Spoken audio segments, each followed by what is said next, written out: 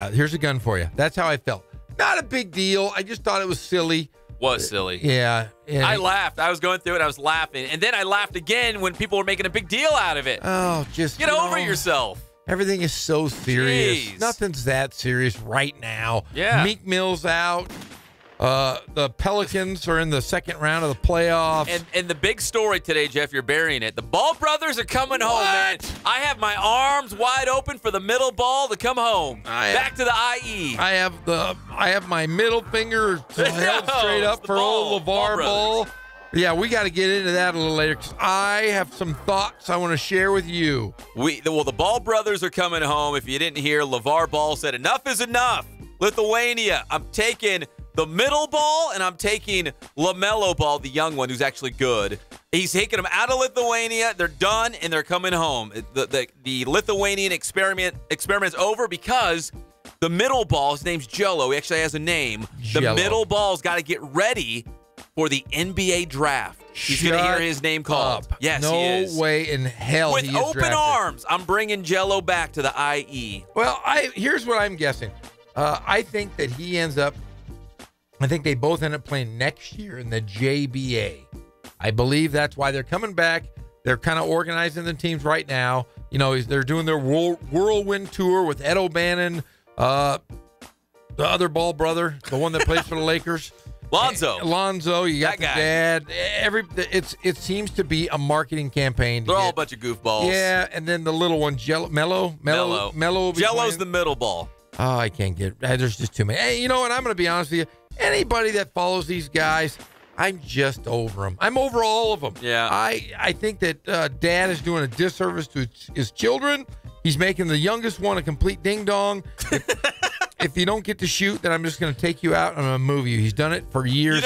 You know, that's a great point too, Jeff. We can get into this right now. We're brought to you by Spoiled, quick quality oil change. You'll be spoiled by great customer service and the lowest prices. We're talking about Spoiled, quick quality oil change right here on the Inland Sports Show on Fox Sports IE 1350 AM. I believe it was Saquon Barkley, the running back out of Penn State, that's going to be one of the top picks in the NFL draft tomorrow. Yes. He was talking about the fact that his dad told him, you can't run away. When competition gets tough, you can't run away. If you're in a tough situation, maybe you have a coach that doesn't like you. Maybe you have a boss that you don't like. Yeah. You can't run away. What's that going to teach you? What happens when you get married and your wife is driving you nuts? Are you going to run away? You can't run away. No. And what's LeVar Ball teaching his kids? Run away. If you don't like it, just run away. Yeah, we're going to create our own. Yes. And the thing is, he's putting these kids, they were already in a big, giant box. That box got a lot smaller after leaving Lithuania. That box got smaller when they left Chino Hills. That box is getting so small, and nobody will want to deal with either one of his kids because he's done this disservice to them. He's not teaching them anything. I go home. My son yesterday missed volleyball practice. Guess what happened? You get cut. You get cut off the team. You get suspended. And he knew the rules, right? He knew the rules. So, hey, my oldest boy's like, hey, I didn't go to practice. I said my stomach hurt. Well, did you tell your coach? Nope. Okay, well, then you're suspended. Got cut. You got cut. Yeah. And guess what? He had to live with it. I'm not going to go to the coach and say, hey, take care of my son. My son knows the rules. Yeah. And I'm going to make him hold him accountable at 12 years old or whatever, Jello's 4 years older than my son, and yet he's already been he played 2 years of high school. He's played for 3 different coaches. He's gone overseas. There's no teaching this young man anything. He's not going to respect anyone when somebody tells him to work hard. You're right. I'm sorry. I did tie right there. But you know what? Still, I would crank up that Creed song with arms wide open. Welcome that middle ball back to the IE because he's going to be on the Lakers next year. He is not. Even if he's not drafted, he'll go to Summer League and he's going to be on the Lakers. I hope he plays Summer League. I want everybody to see the sham. He'll be exposed. Yeah, because sure. There was a reason he left UCLA, and it wasn't because he was suspended for a year because of stealing sunglasses. He was never going to play in the Pac. He's not a Pac-12 player. He wouldn't start in the Big West right now on any team in the Big West. We've seen guys. I've seen him play. He wouldn't start for anybody in the Big West. He can shoot, but he can't guard a soul, can't rebound, and he's about 6'6", weighs a big, heavy kid. No way. So LeVar Ball was basically saying in Lithuania that his kids aren't really playing anymore, and he was mad. He's like, "You're not playing my kids. Are they not good enough?" Hey, it's the same thing that happened at Chino Hills. Remember the last 2 coaches they had That's a great song. The last two coaches, they say, I want Melo to put up 40 shots a game. Coach said that's not going to happen. What did he do? He yanked him out. Yanked him out and took him to Lithuania. You know what? They might be playing in the 30th division of Lithuanian basketball, but I'm going to welcome them with arms wide open. Back to the IE. That middle ball, come on home. You're going to be that purple and gold for the Lakers next season. He's going to be purple and gold playing at the park, wearing his brother's Nichols Park, hanging out with the boys, wearing his brother's jersey. There's no way. Wearing a Lonzo Ball jersey, but it's the middle ball, but he's wearing Lonzo Ball's jersey. He's wearing Lonzo's jersey. With his $500 basketball shoes, whatever those stinkers were called. And his $500 sunglasses he stole. Oh, too soon? It's not I am soon. really, really salty today. I'm just a salty, salty man. You know what?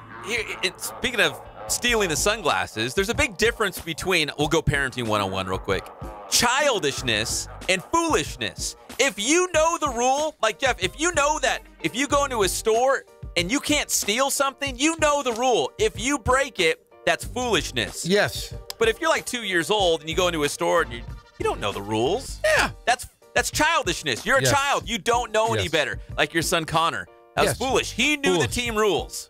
So he took the brunt of it, and now he is suffering. He is suspended from the volleyball team. And I agree with the coach. I agree with everybody involved.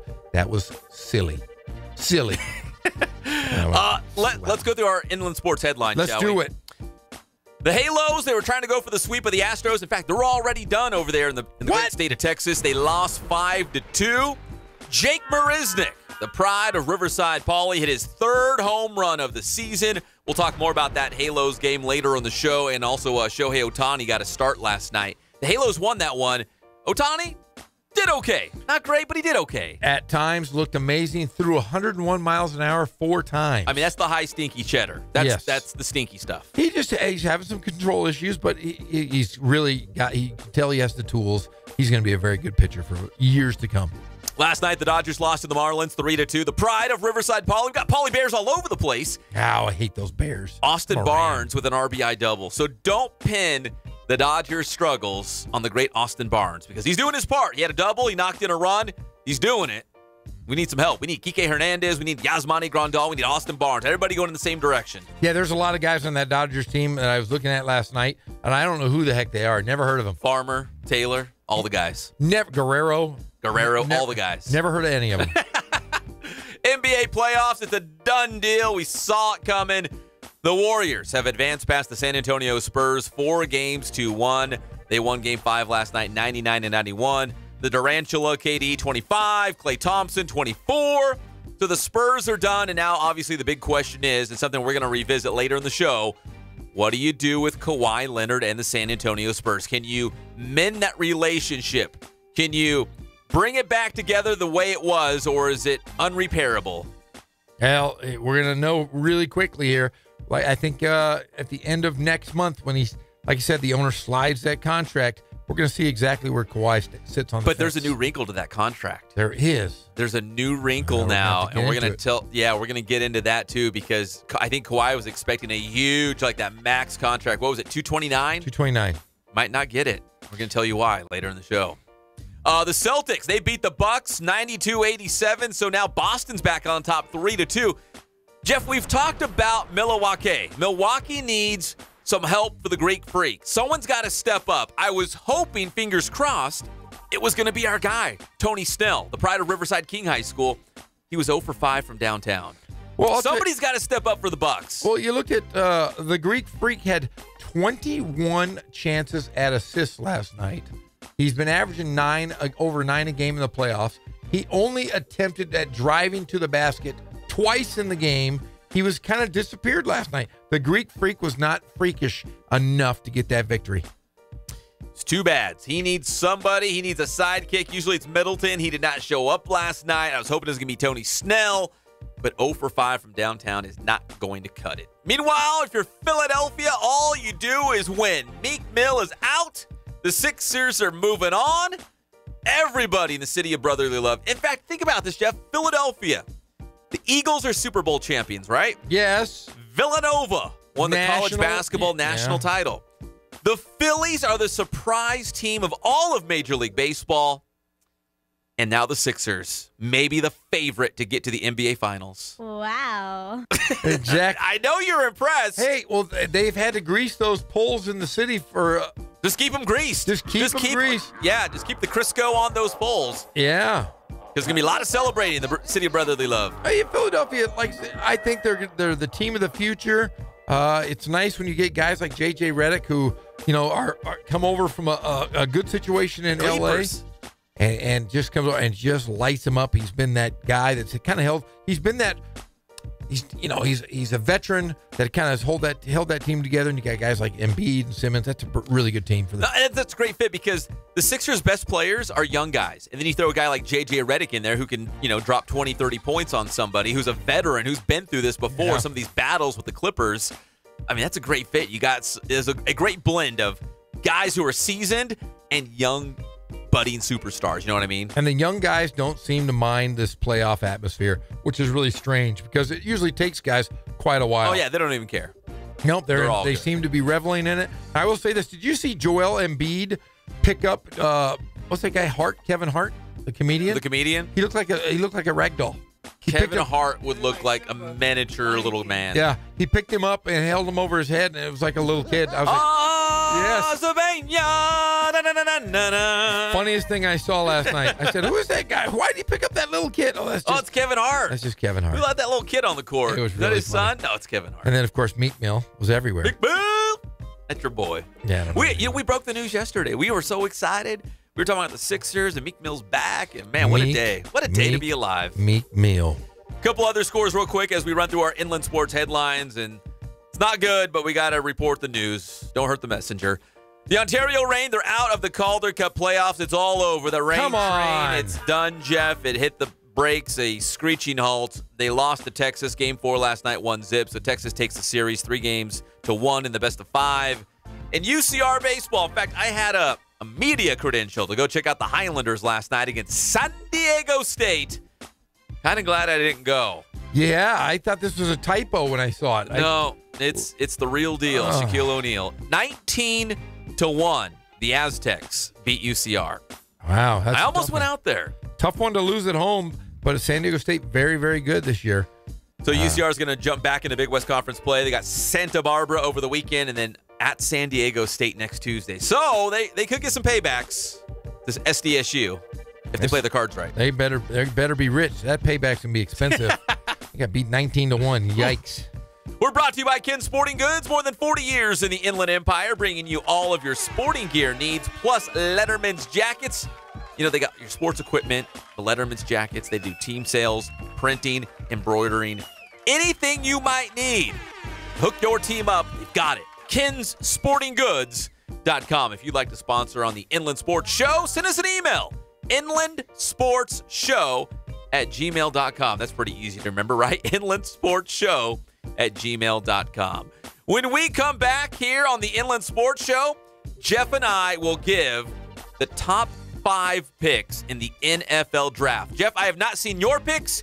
You have not seen my picks. I have mine hermetically sealed in this envelope that no one will see. Nobody will know until we say them for the entire IE in our next segment. We'll be back. It's the one and only Inland Sports Show on Fox Sports IE 1350 AM.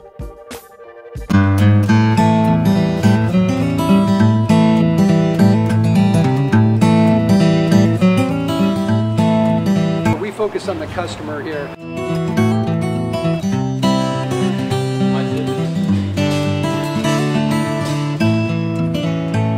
Believe it or not, that is the biggest thing for customers on an oil change. They just want the convenience of coming in, driving in, getting it done, and driving out.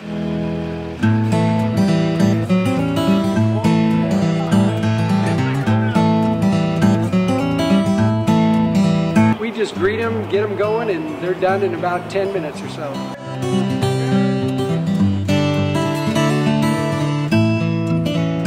We don't push any sales on them. We do the oil change, and I think that's what sets us apart is our customer service. Vacuumed and cleaned your windshield for you as well. Everything's looking pretty good. come into us one time, believe me, we'll spoil you and you'll be ready to come back the next time.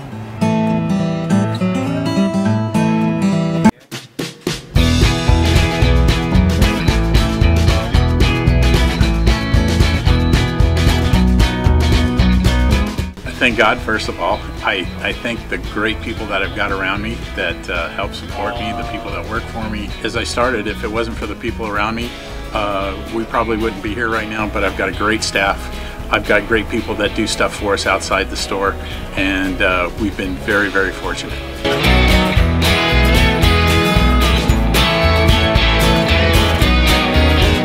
Our service is impeccable, and we just keep trying to get better every year.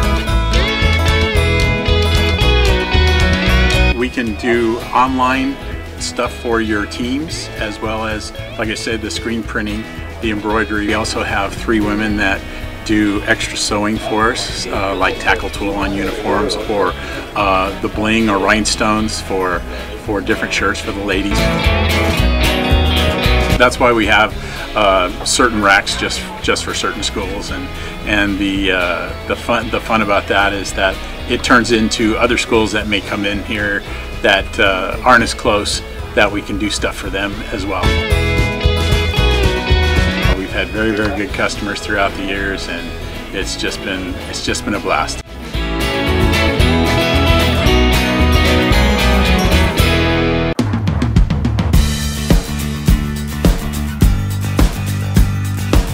We're small, family-owned, strive for quality pre-owned vehicles. We're not a volume dealer, and we take every deal as personal to us.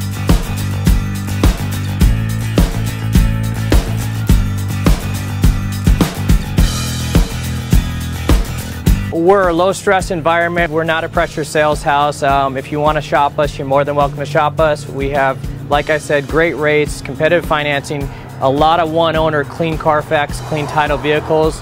As you see, we have Carfax everywhere. That's most important to us, to educate our customers before they make a purchase.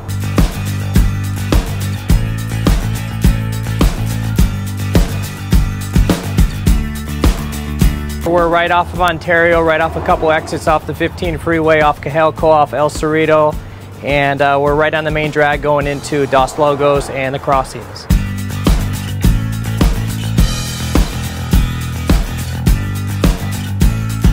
We have great financing, we have great lenders that we're using. We do buy, sell, trade, cash for your car. Whatever we need to do to help accommodate the customer, that's what we're here for.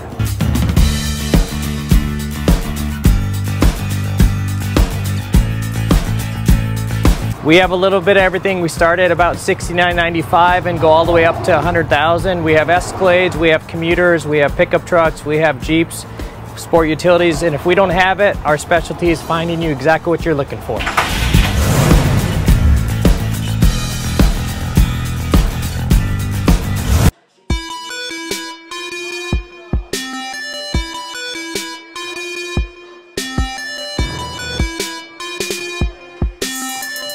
I played once upon a time at Centennial High School. I was actually on the first ever CIF championship team back in 2000, and then my senior year we won it again.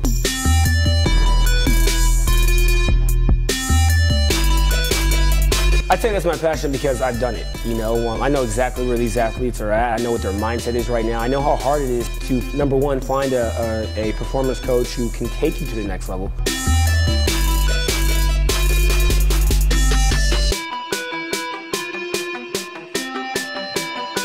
What sets us apart has to be, you know, how we work with our athletes and what we know.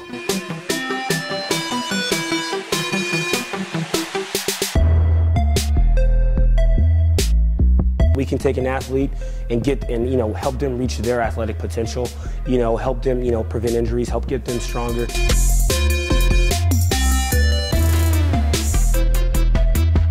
I know every single athlete who steps into this gym. I know exactly where they're at, and I'm going to progress them every week. If you're not getting results, then, you know, really what's it about? We're going to deliver something that's measurable, you know, in terms of speed, power, you know, strength, agility.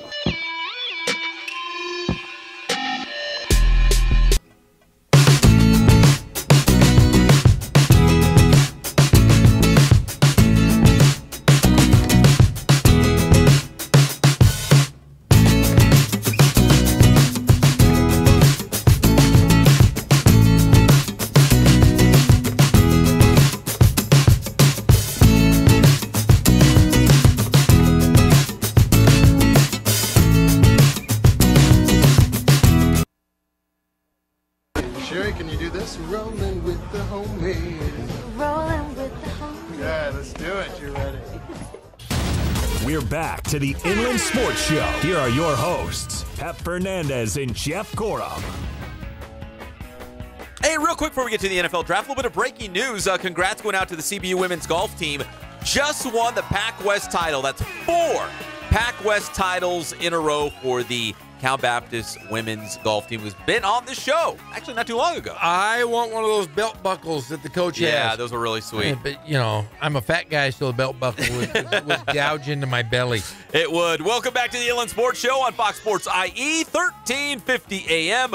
We're brought to you by Boost Performance Training. Athletes of all levels need to go check out Boost Performance Training with Coach Ray Bass. Make sure if you're into golf or lacrosse or football or baseball, whether it's youth or high school or college or trying to go to the pros, everybody go please check out Ray Bass and Boost Performance Training. They have a strength and speed class, and that first one is always absolutely free. So the NFL draft begins tomorrow. In fact, Jeff, we'll be live on the air as the draft is unfolding. I can't wait for that because we will be able to break down the draft as it happens live from Dallas. So we will announce after each pick. Is that how we're going to do it? We could do it. We got to have like a little sound bite and talk about each player.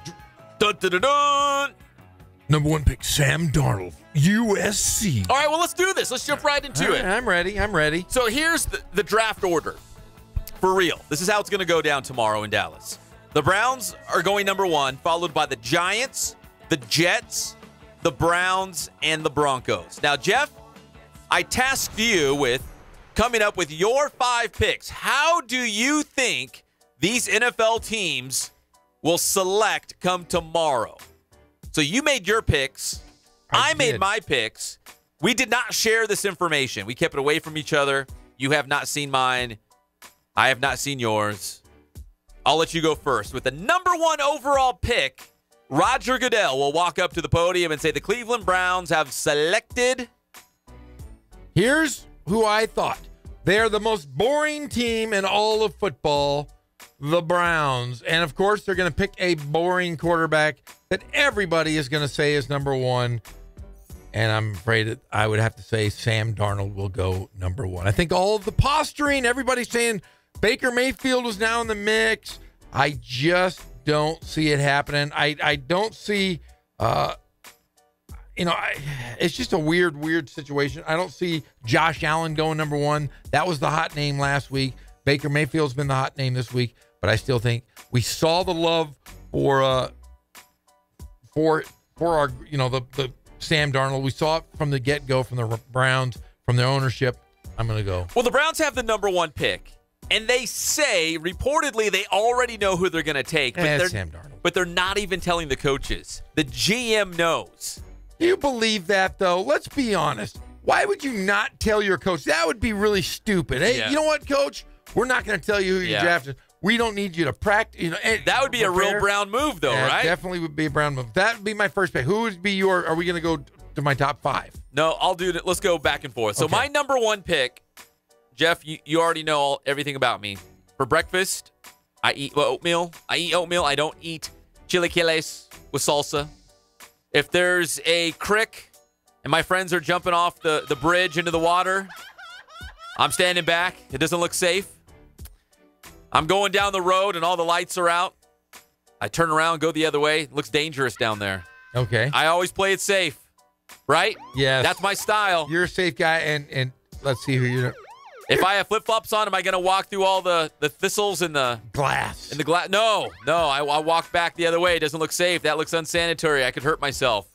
The safe pick in the NFL draft is Sam Darnold of USC. I believe the Cleveland Browns will also go as Sam Darnold.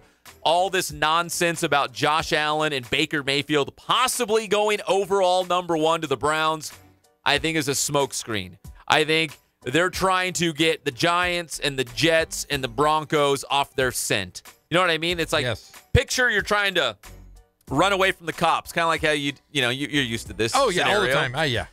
You're trying to throw them off your track. You know what I mean? Like you're leaving little signals and stuff like, "Hey, I was over here," but no, you weren't. You were over here. You're trying to throw them off your track. It's been a different quarterback.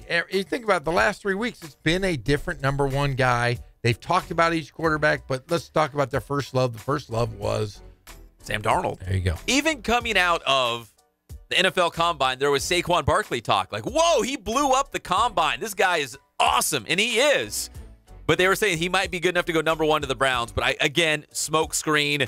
I don't think it was legit. I think Sam Darnold has always been the guy. In fact, at the USC Pro Day, Jimmy Haslam was up in the stands with Sam Darnold's parents, laughing it up, smiling, breaking bread. Yeah, it's all good. I agree there. All right, so Sam Darnold goes number one to the Browns. That's what we are predicting. In fact, and I have the list. I'm going to make sure we keep this list. So tomorrow, when the draft actually happens, we'll see how close we were or how off. Because even the experts, like the great, what's his name, Mel Kiper? The guy with the ugly hair? Yeah, he changes. He's always wrong. He changes weekly. He's never, Here's ever my right. mock draft 19.0. Okay, number 2, the New York Football Giants. They have the number 2 overall pick. Eli Manning's getting old. They were really bad last year. Jeff, what do you think the Giants do at number 2? Well, they've already said they're going to stick with Eli Manning. He's just, he's 36 years old. He's drafted the same year as Phillip Rivers. And look at Phillip Rivers is still a stud. I believe that they're going to stick with Eli Manning. They're not going to draft a quarterback. They're going to add to that Odell, Beckham, Ingram, and Shepard, and they're going to bring in a running back, Saquon Barkley.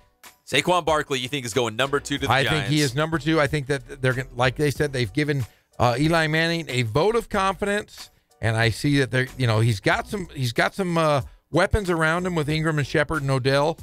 So you add that extra piece. The best player in the draft is Saquon Barkley, and he's going to go number 2. I think at number 2, the Giants have a clear direction. Despite my recent trip to Hobby Lobby to buy some crafts, I saw a giant Eli Manning poster. Colin can vouch for this. A giant Eli Manning. What? You guys are hanging out in Hobby Lobby together? Yeah, we were shopping for crafts. What's wrong with that? Colin and I were. You guys decoupaging? Is this macrame decoupage? Is that what you guys are doing? No, don't be ridiculous. It's crochet. Hey, are you salty because you were not invited? Yeah, you want to go with us? No, you wouldn't catch me in a hobby store anyways. Unless I'm, there was a time in my life. So we want to decorate baskets. What's the big deal? There was a time in my life that I used to sleep with models. Did you know that? Model trains? Yeah, and planes and boats. But there you go. But the glue would stick to me, so it was uncomfy. That was my little joke right there. Hobby Lobby. Okay. That's where I hang out, All man. right, But okay. in Hobby Lobby, there was an Eli Manning poster. It was on clearance. It was $2. That's not a clearance. That's a bargain. It is a bargain, but it was on clearance. They say, we got to get rid of this thing. Eli Manning is over. The Eli Manning era is over with the New York Giants. Clear it out. Put the orange sticker on it. He's done. I saw it at Hobby Lobby for my own eyes. So I know it's happening. Okay. Despite that all, they're going to keep him around, and they're going running back. Saquon Barkley out of Penn State going number 2 to the New York Football Giants. Jeff, we agreed on the first 2? I think we're going to agree on all 5 here. Oh, this is no fun. All right, number 3. Across town. In the Big Apple, we've got the New York Jets with the number 3 overall pick. So we got Sam Darnold off the board, number 1 to the Browns, Saquon Barkley off the board to the Giants, and Jeff Gorham's mock draft 19.0. The Jets at number 3 select who? The Jets will continue to toil in mediocrity, my friend, and they lack the great quarterback play. And I'm going to tell you right now, they're going to go with the most ready quarterback. Is ready to win some games. He threw 70%, completed 70% of his passes. He's a Heisman Trophy winner, and he is my man, Baker Mayfield. He will be good underneath the lights. I was hesitating going with Rosen. They're both similar type players, but I'm going to go with Baker Mayfield because he's a proven winner, and he's already shown that he can throw against very good defenses. He shredded Ohio State.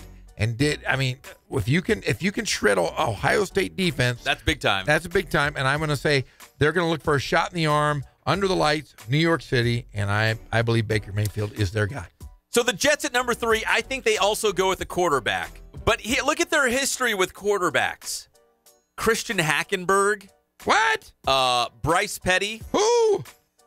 Geno Smith. All of these, even go to Mark Sanchez, who did get him to an AFC Championship game. They have not had a good run of quarterbacks. Now, as much as I love Baker Mayfield, because I like my QBs a little confident and cocky, they've got to go with more of a sure thing because of their track record. You can't have another Christian Hackenberg. It's just not going to work in the number one market in America. As much as I love Baker Mayfield and his cockiness, I think they go Josh Rosen. I think he is more NFL ready right now because, again, they've got a black eye because they went with Hackenberg, they went with Geno Smith, they went with Bryce Petty. They can't do that again. They're kind of like the Browns. They've done it wrong so many times.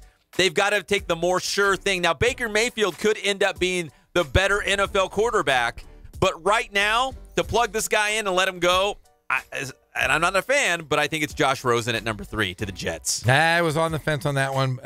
Not bad, but I do have Rosen going a little further down. Number 4, we circle back to the Browns. They've got 2 of the top 4 picks. So at number 4, who's going to join Sam Darnold in the dog pound, Jeff? Well, like you just said, they selected their quarterback for their first pick. Given that the Jets seem likely to take a quarterback as well, they're going to have to pick the best positional player, and that positional player is the edge back, the defensive player, Bradley Chubb out of NC State. I wanted to pick Chubb. The best positional player outside of Saquon Barkley. He's the best football player in the draft. You're right. Outside of all the quarterbacks, outside of Saquon Barkley, Brad Chubb, the D end, out of NC State, is probably the best player in the draft. I wanted to pick defense. I really wanted to. But I'm going to stick to my guns, and I'm going to go way out on that limb. I mean, like way out there. No, don't say they're going to pick another quarterback. I mean, if this was real Pep, it would be very unsafe. I'd be panicking. My hands would be sweating. This is very dangerous because I'm way out there on that limb. All right. At number 4, the Cleveland Browns select Baker Mayfield out of Oklahoma. So you think that they're going to go 2 quarterbacks? You've been saying this for weeks. Because, again, with number 1, you eat your oatmeal. You have your broccoli. You walk down the street when the lights are on. Okay? You've got your guy, Sam Darnold. Yes. Now at number 4, you can get a little loose. You can get a little sideways. You can be a little wild here. You go with Baker Mayfield. You put extra hot sauce on your chili relleno. You walk down through downtown in the middle of the night with the lights out. You do all those things. You've got Baker Mayfield at number 4. You let him duke it out in training camp. One of these guys will work, one will not, and now you have a bargaining piece. The guy who does not win the starting job, maybe there's another team out there that would like him as a project, and you trade him away. Ooh. Because, see, again, that's such a Brown move. It is a real Brown move. But they've had such a long tradition of bad quarterbacks. In fact, in my estimate, their last good quarterback was Bernie Kosar. Bernie Kosar? Like late 80s. Holy like 80s. smokes. He had the cool curly mullet. Yes, he did. I love the curly mullet. That was the last time they had a legit quarterback. So they've gotten it wrong so many years, they're going to say, you know what? We're not going to get it wrong. In fact, we're going to double up. We're going to take 2 quarterbacks. We cannot get it wrong. We're going to take 2. That way we cannot miss. We've got our oatmeal guy, and we got our chili rellenos with extra hot sauce guy, Baker Mayfield. My only concern is in your scenario. You have 2 quarterbacks, and you said they're going to play it out for the job. Yes. Well, you are now the starting quarterback for the Browns. What does that really say? So what does that say for the guy who's second, and he didn't get that job? What is the trade value of that guy who couldn't start for your Cleveland Browns? There may be a team out there that wants somebody. You got to think of it this way. In your scenario as well, on the pro side, is a lot of guys get hurt in preseason, and somebody's going to be looking for a number 2, maybe a number 1 as well, if somebody goes down. Because a lot of guys go down in the preseason. We've seen it. Too many games, guys get hurt. Because Deshaun Kaiser's gone. Cody Kessler's gone. Brock Osweiler was barely there. He's gone. Who'd they bring in? Tyrod Taylor? Yeah. They need somebody. Maybe Tyrod Taylor, has that starting seat for a season, and then it's going to be Rosen or Baker Mayfield. Yeah. But again, I'm way out there on that limb. Like, I'm getting really nervous. I'm looking down. It looks really far. I'm like, man, this was probably a bad choice. Yeah, it's a tough one. But Cleveland's Cleveland. All right, and finally, number 5, the Denver Broncos, as we do our top 5 NFL draft picks, as the real draft is tomorrow. Who goes number 5, Jeff, to the Broncos? Well, if I could trade and just get an entire offensive line for Denver, I would.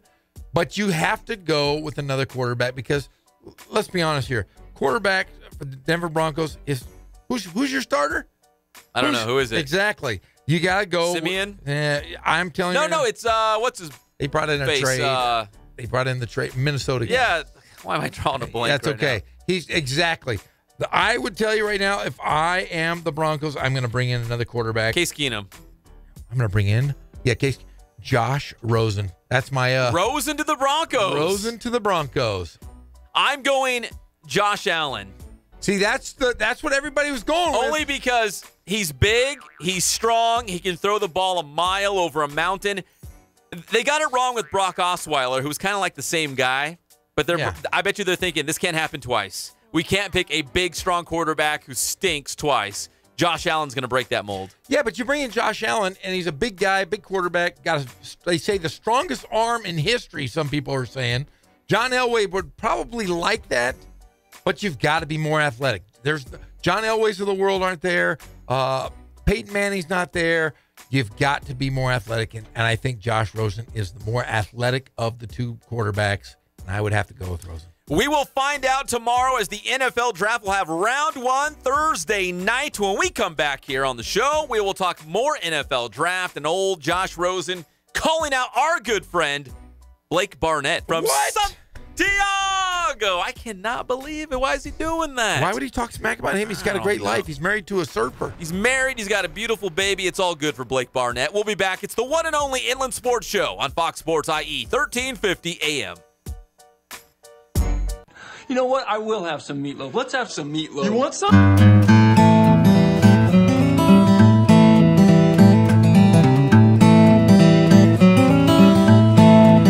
We focus on the customer here.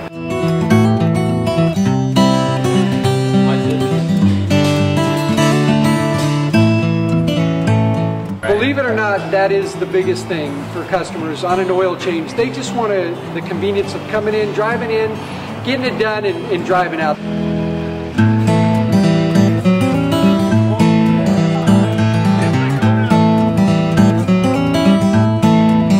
We just greet them, get them going, and they're done in about 10 minutes or so.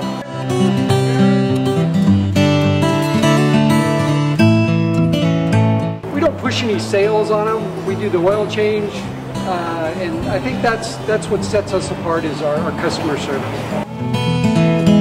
Vacuumed and cleaned your windshield for you as well. Everything's looking pretty good. You come into us one time, believe me, we'll spoil you and you'll be ready to come back the next time.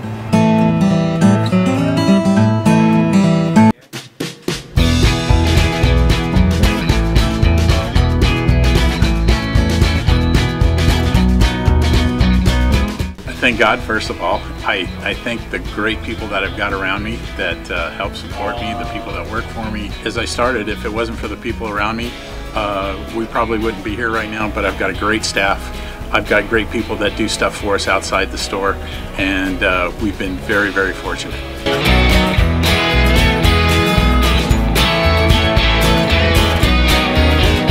Our service is impeccable, and we just keep trying to get better every year. We can do online stuff for your teams, as well as, like I said, the screen printing, the embroidery. We also have 3 women that do extra sewing for us, like tackle tool on uniforms, or the bling or rhinestones for different shirts for the ladies. That's why we have certain racks just for certain schools, and the fun about that is that it turns into other schools that may come in here that aren't as close, that we can do stuff for them as well. We've had very, very good customers throughout the years, and it's just been a blast.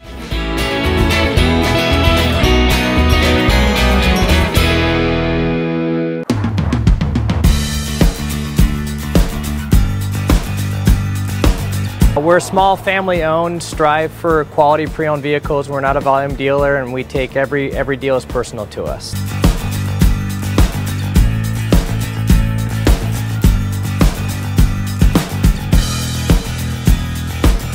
We're a low-stress environment. We're not a pressure sales house. If you want to shop us, you're more than welcome to shop us. We have, like I said, great rates, competitive financing, a lot of one-owner, clean Carfax, clean title vehicles. As you see, we have Carfax everywhere. That's most important to us, to educate our customers before they make a purchase.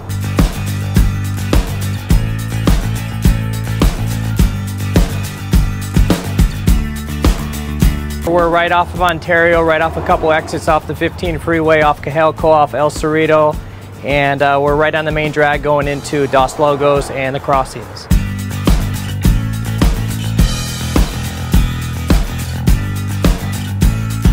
We have great financing, we have great lenders that we're using. We do buy, sell, trade, cash for your car. Whatever we need to do to help accommodate the customer, that's what we're here for.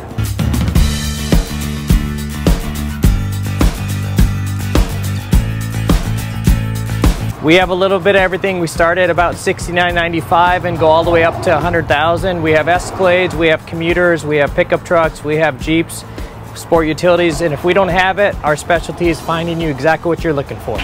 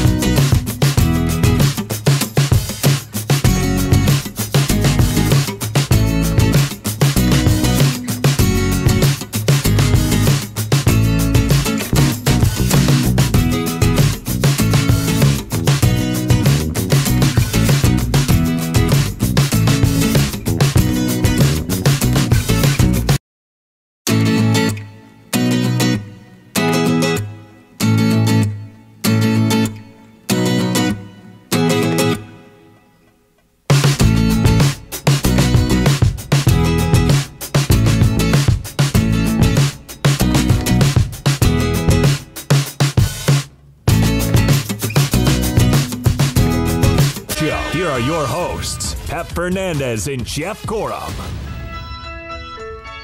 Welcome back to the one and only Inland Sports Show on Fox Sports IE. 1350 AM. We're brought to you by Catalano Motors in Corona, off of Temescal Canyon Road. You can buy, trade, and finance right there on the spot. They got a sweet GMC Yukon. It's the special of the week. If it's still there, you can call Derek Catalano directly at Catalano Motors. Save thousands at Catalano Motors off Temescal Canyon Road in Corona. CatalanoCars.com is the website. Jeff, it's pretty good to be Blake Barnett right now. From Santiago. He just got married to a pro surfer. Oh, she's pretty. Just had his first baby. Oh, beautiful baby. He's got a wonderful life. Perfect. Also playing football at Arizona State. Not the starting quarterback, but he's there at ASU, and he's trying. He's a Sun Devil. He might play this year. We never know. He was the starting quarterback at Alabama not too long ago. They're pretty good. So, Blake Barnett's doing just fine. Don't get me wrong. He is doing just fine. But, Josh Rosen still holding grudges. That's why I think a lot of NFL teams are scared away from him, Jeff, is that he holds grudges. He's very opinionated. He rubs people the wrong way. Even his own coach, Jim Mora, kind of called him out, saying Sam Darnold would be a better #1 overall pick than his own guy, Josh Rosen. So Josh Rosen was on TV talking about You know, I've always been the number 2 guy. Never been the number 1 guy, which boggles me because I saw him play at St. John Bosco. He was always the guy. He was the best quarterback on the best high school football team I have ever seen. Really? Oh, that Bosco team when he was the quarterback his junior year, the best high school football team I have ever seen. And Centennial almost still beat him. But that's another story. And he still felt like he was number 2? He still feels like he was always number 2. Like he wasn't the number 1 high school quarterback. That's what at least what he feels like. You know, they get stars and ratings and all that stuff by the websites. That's nonsense. I don't follow that stuff. But he always felt like he wasn't the premier guy. He wasn't the top quarterback coming out of high school. He's not the top quarterback coming out of college for the NFL draft. He's always been the other guy. Not the number 1 guy, but the other guy. The second-hand guy. The other guy, yeah. He's always been the wingman. Yes. He feels like Sam Darnold is the guy in this draft. Sam Darnold, and then there's the other guy. That's Josh Rosen. Hey, Rosen, though, I want to give you, do you know his history, his background really fast before we get into this? His dad's like a spinal surgeon or something like that. Okay, his dad is a surgeon. Yeah. His mom is somebody who's, she's super, super wealthy. His grandfather or great-grandfather started the Wharton School at the University of Pennsylvania. Do you know anything about the Wharton School? Mm-mm. The Wharton School is the hardest university or college to get into in the entire world. The world? The world. It is the most exclusive university or small college in the world. Wow. Exactly. I know nobody wants to hear this, but our POTUS went to the Wharton School.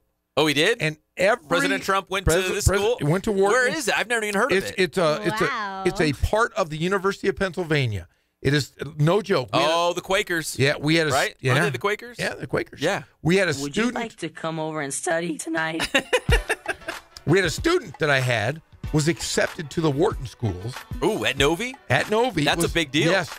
But she chose to turn it down. She had a full ride. Why? Because she got a full ride to Harvard. She wanted to go to Harvard. But I didn't know anything about the Wharton School until she got in, and I looked it up. It is the toughest school to get into America, and that's his family lineage. He's a billionaire, my friend. A billionaire. That's so wild. There you go. There you go. That will explain a little bit of his cockiness, I should say, and feeling number 2. He's always been a whiner. He comes from a very well-to-do family. Well-to-do. It's not like he was battling on the streets too. No. Like I said, the Wharton School at the University of Pennsylvania. All right, so let's hear from Josh Rosen. He was on NFL Network, and he called out our own Blake Barnett, which was years ago when they came out of high school. But he's still holding on to this grudge. That's bad. Because Blake Barnett was the guy. He says Blake Barnett was the guy coming out of high school. And then Sam Darnold's the guy coming out of college going to the NFL draft. So let's hear from Josh Rosen as he prepares for the NFL draft. I don't care. I just want to go to a team. I mean, my entire life. Would you be surprised? I don't know. I mean, I'm not paying attention to all that stuff very much. I mean, I've always been the number 2 guy. I mean, coming out of high school, Ricky Town was the dude.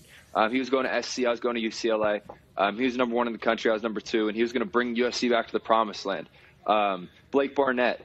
After Ricky kind of faded away a little bit, Blake Barnett was the Elite 11 MVP. He was the dude that was going to go to Bama, win a couple championships, and call it quits, go to the league as a first overall pick.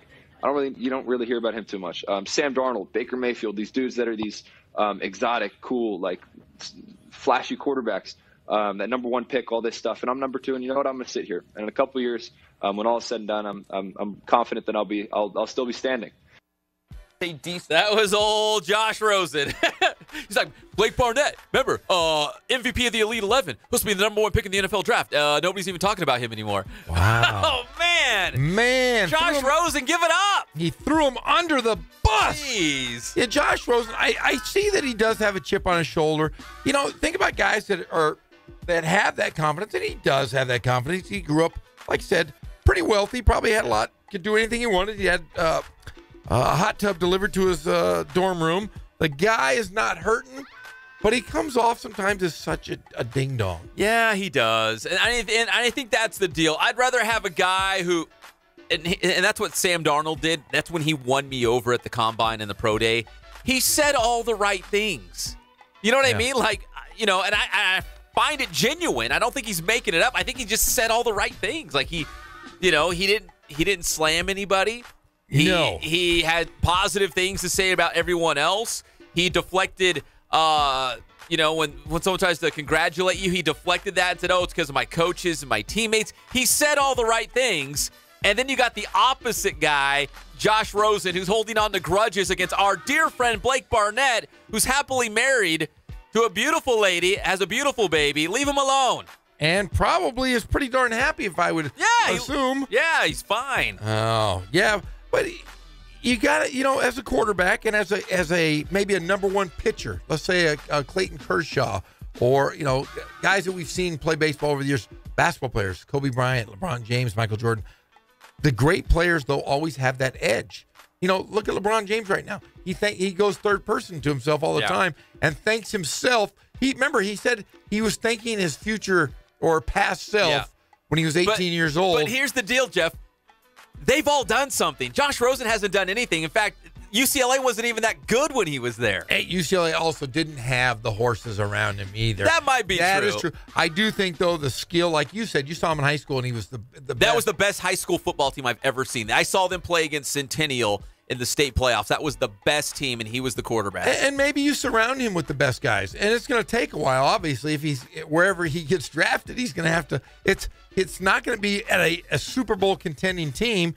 He's watch him slide to the Patriots. Oh, watch him slide to the Patriots. All right, we got to wrap this up. We got to hit the break. When we come back, we'll talk more about the NFL draft. We also got to get to the NBA playoffs. We'll be back. It's the one and only Inland Sports Show on Fox Sports IE, 1350 AM.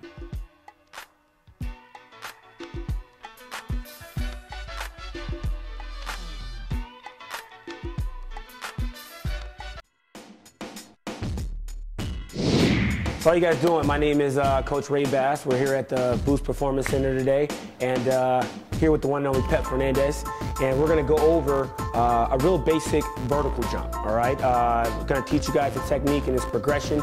This is a great drill for really any sports, really emphasizes pure power production through the hips, and power is really important for basically any type of athlete, whether you're a football player, track, soccer, basketball. We all want to be powerful, strong athletes. So we're going to go over that today.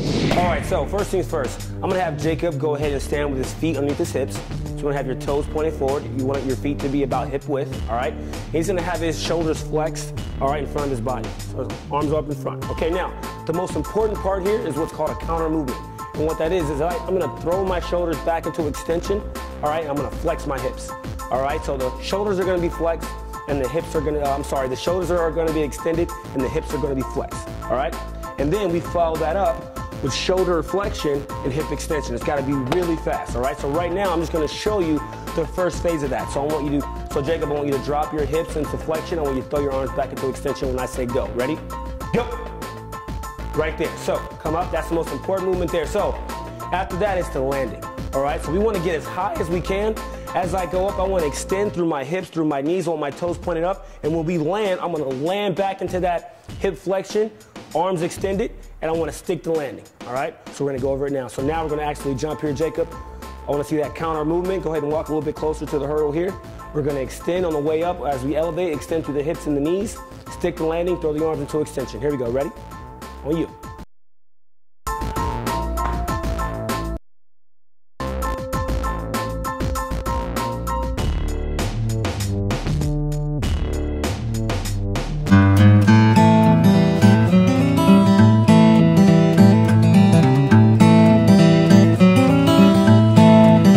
Focus on the customer here.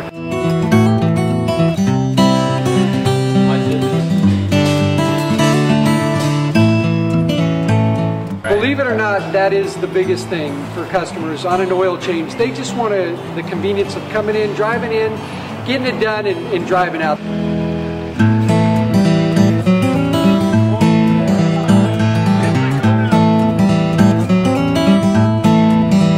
Just greet them, get them going, and they're done in about 10 minutes or so.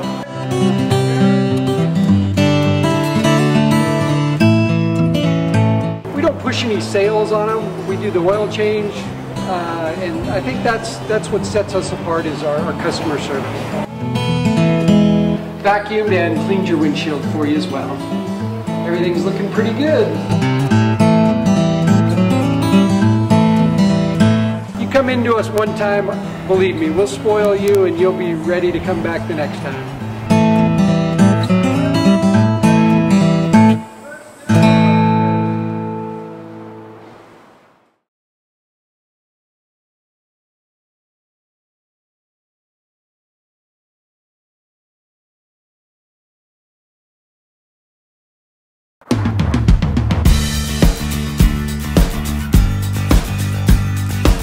We're a small family-owned, strive for quality pre-owned vehicles. We're not a volume dealer, and we take every deal as personal to us.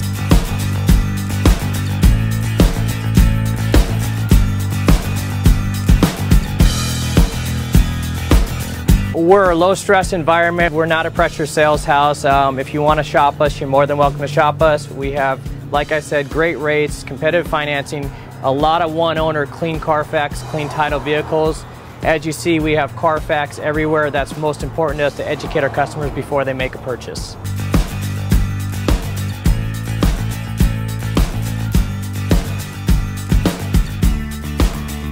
We're right off of Ontario, right off a couple exits off the 15 freeway, off Cajalco, off El Cerrito, and we're right on the main drag going into Dos Logos and the crossings.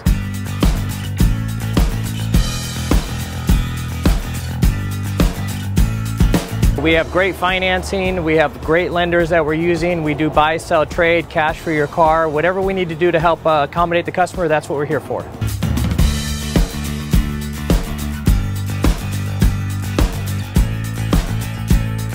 We have a little bit of everything. We start at about $69.95 and go all the way up to $100,000. We have Escalades, we have commuters, we have pickup trucks, we have Jeeps, sport utilities, and if we don't have it, our specialty is finding you exactly what you're looking for.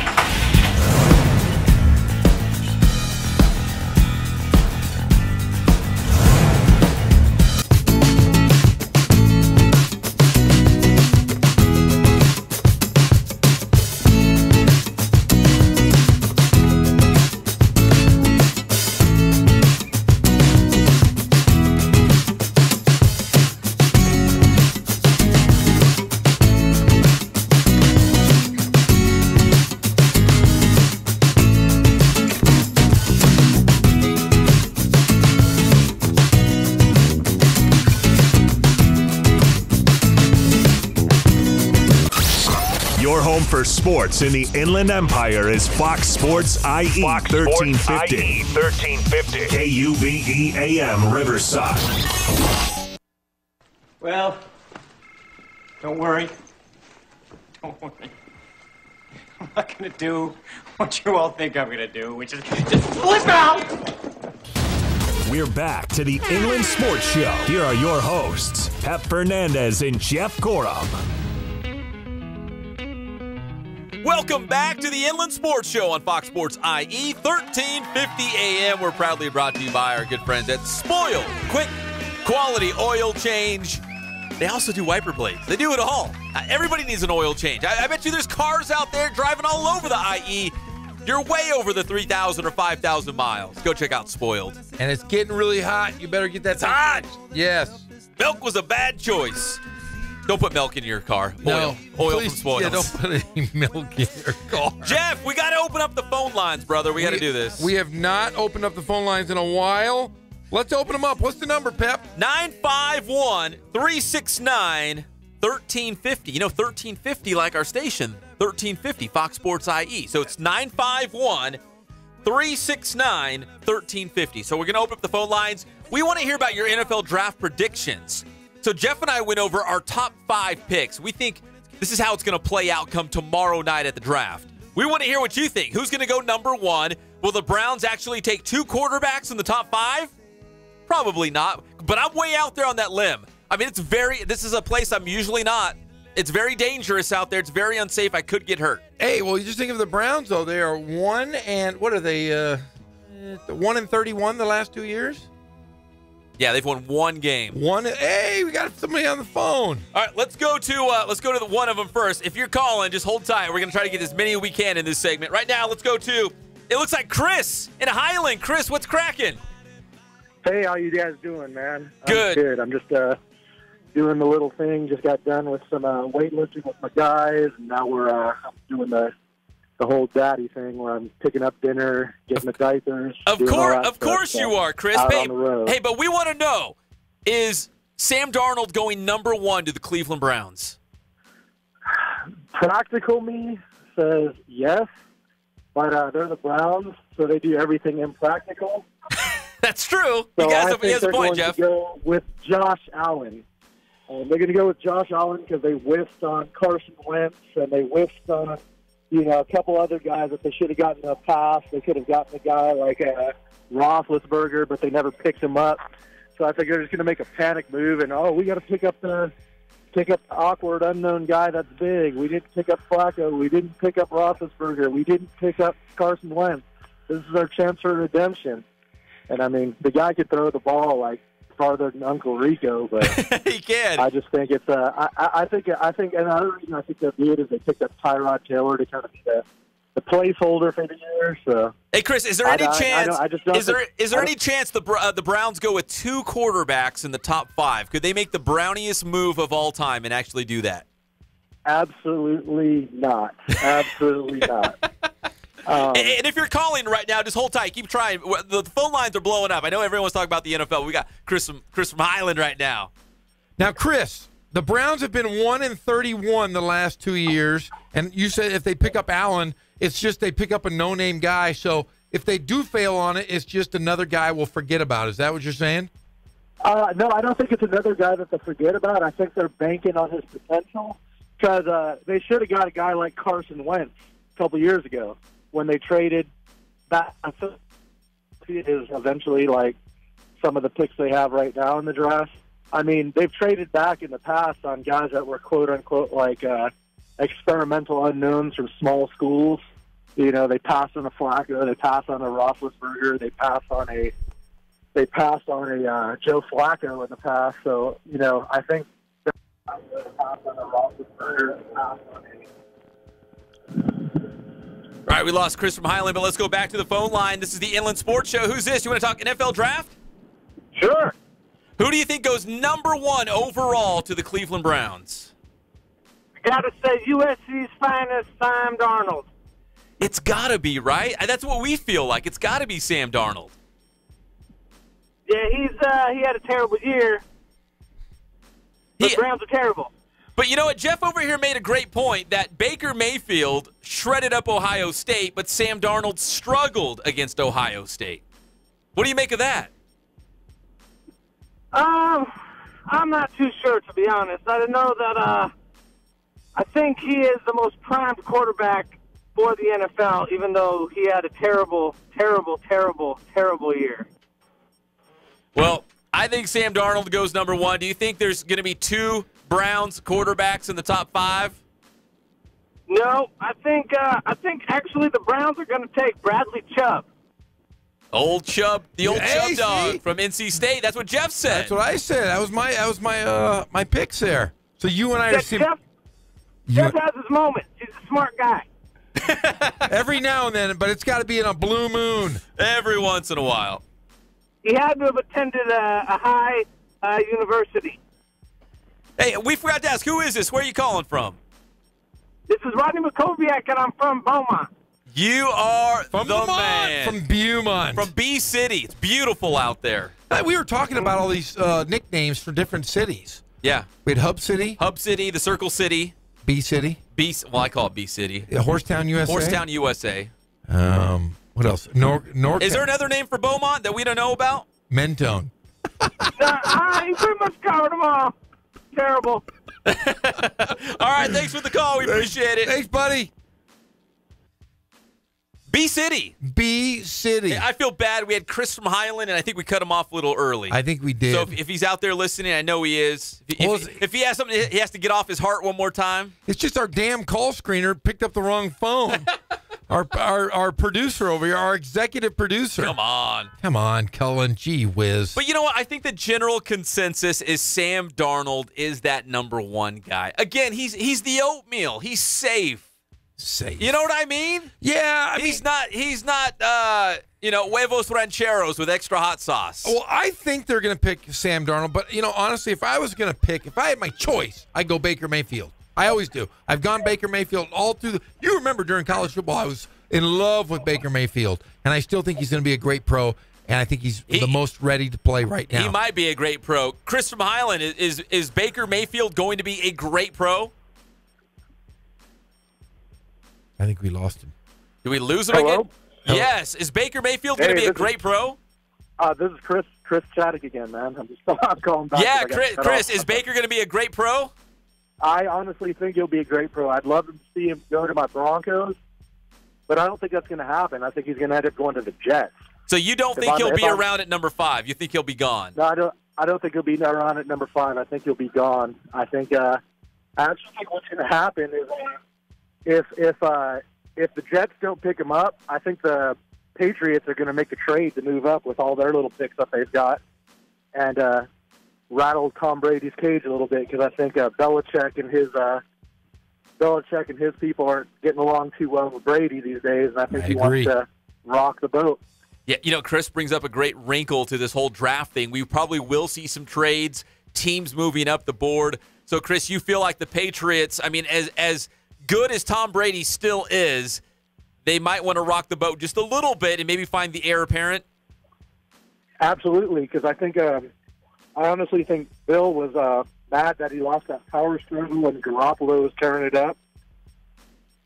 And I think that he wants to get another Garoppolo. If you actually look at the quarterbacks that he's picked, they've all actually gone on done well. Jacoby Brissett, Matt Castle, guys have gone on to success that Belichick had an eye for. And I think Brady was truly threatened by Garoppolo. And, he went to Papa that owns Gillette there, that owns the Patriots, and played a little political game with them. And I think that power struggle is going to end badly. Yeah, it sure looks like it, right? That I don't know if Brady went right to the owner, to old Bobby Kraft, and said, buddies. And said, you know what? I'm going to be around for 3 or 4 more years. You don't need old Jimmy G. Get rid of him. Make sure everyone out there knows this is Tom Brady's team. But absolutely, but maybe they still draft somebody. Bite him in the butt. Because they've had interest, they said, reportedly in Lamar Jackson, Josh Rosen, although Rosen's probably be long gone, unless, like Chris said, unless they move up the draft board, then there's a chance. I do believe they'll move up the draft board. I think like I said, if Baker Mayfield slides and he's there around the number 5, I think he's going to call the Broncos, offer the Broncos like all their first-round picks plus the second round this year that they have that's pretty high, plus next year's first-rounder. Then the Broncos, who are my favorite team, can get a guy like Nelson out of Notre Dame. Yeah, Quentin Nelson, probably the best O-lineman in the draft. Pick up that shifty quarterback, that shifty running back from San Diego State. Rashad later Penny. on in the round. Yeah. And then I think they get their quarterback of the future in the second round. That's where I think the kid from Louisville will fall. Lamar Jackson. He could. I mean, the NFL draft is wacky. You never know what's going to happen. Chris, we got to run. We appreciate it. Thanks for the call. Thanks, buddy. All right. Have a great day. All right. You too, brother. Chris from Highland breaking it down. He's a big Broncos fan. He's hoping Baker Mayfield is around at 5, but doesn't look like it. Or Josh Rosen. I bet you, because, again, the draft never plays out exactly like you think. I feel like there's going to be a chance one of those guys could be around at number 5. I just feel it. Again, the phone number, if you want to give us a call, tell us who you think is going to go in the NFL draft, maybe who you want to see your favorite team pick up. It's 951-369-1350. One more time, it's 951-369-1350. Who will go in the NFL draft number 1 overall, maybe to your favorite team? Who rolls the dice on Baker Mayfield? There's a lot of question marks, Jeff, going into this draft. Hey, if Bradley Chubb is available at the 5th spot, how good it would be to see he and Von Miller together on that defense. You know what? Denver's always hung their hat on defense. You know what I mean? Like, if they could get a good ground and pound run game like they've had in years past and again, solidify that defense, which they've always been pretty strong in Denver. Yeah. Now they've got Case Keenum playing quarterback. All of a sudden, that's a pretty good team. That Broncos team is legit in the AFC West. They're a lot better than they've been, but I still think, though, they probably, if there's a quarterback, one of the big ones available, they will go with one of the studly quarterbacks in this draft. Do you think, how many quarterbacks do you think could go in the top 10? I think there's a possibility there could be 5 or 6. I say 4. Think 4, huh? So who do you think possibly drops out? It's got to be Baker Mayfield, Lamar Jackson, or Josh Allen. Yeah, that's got two of those guys are going to drop out of that top 10 if they don't get picked. You know, I think I eat oatmeal for breakfast. I don't eat huevos rancheros with extra hot sauce. The safe pick is Sam Darnold. I think that's the only slam, at least in my estimate. Again, I'm not Mel Kiper, but the slam dunk of this draft, I feel like, is Sam Darnold. All the other guys, I mean, we saw Aaron Rodgers went from a possible number 1 overall pick, and he slid like basically to the end of the first round. He was like number 24 overall. I feel like something wild like that could happen. Sam Darnold's the only slam dunk. Outside of that, I still think Allen, Baker Mayfield, and Rosen. I think those 4 guys, along with Sam Darnold, I think they all go in the top 10. Lamar Jackson might be around when the Chargers pick at 17. He might be even farther down the line when the Patriots pick. And again, there's been some intrigue by the Patriots about Lamar Jackson. So I don't know. Again, Chris brought up a great point. There's going to be some deals. Someone's going to move up. Someone's going to pull the trigger on something that we were not expecting, Jeff. Yeah. And, you mentioned Rashad Penny, the running back out of San Diego State. How many running backs, how high are running backs are really going to go besides Saquon Barkley? Other than him, how many running backs? There's been good running backs that have gone in the 2nd, 3rd, and 4th day. Yeah, you can find a running back deeper in the draft. You can. And I think Penny's that guy that will be the 2nd day one of the first picks in that 2nd day draft. I think he could be a real hidden gem.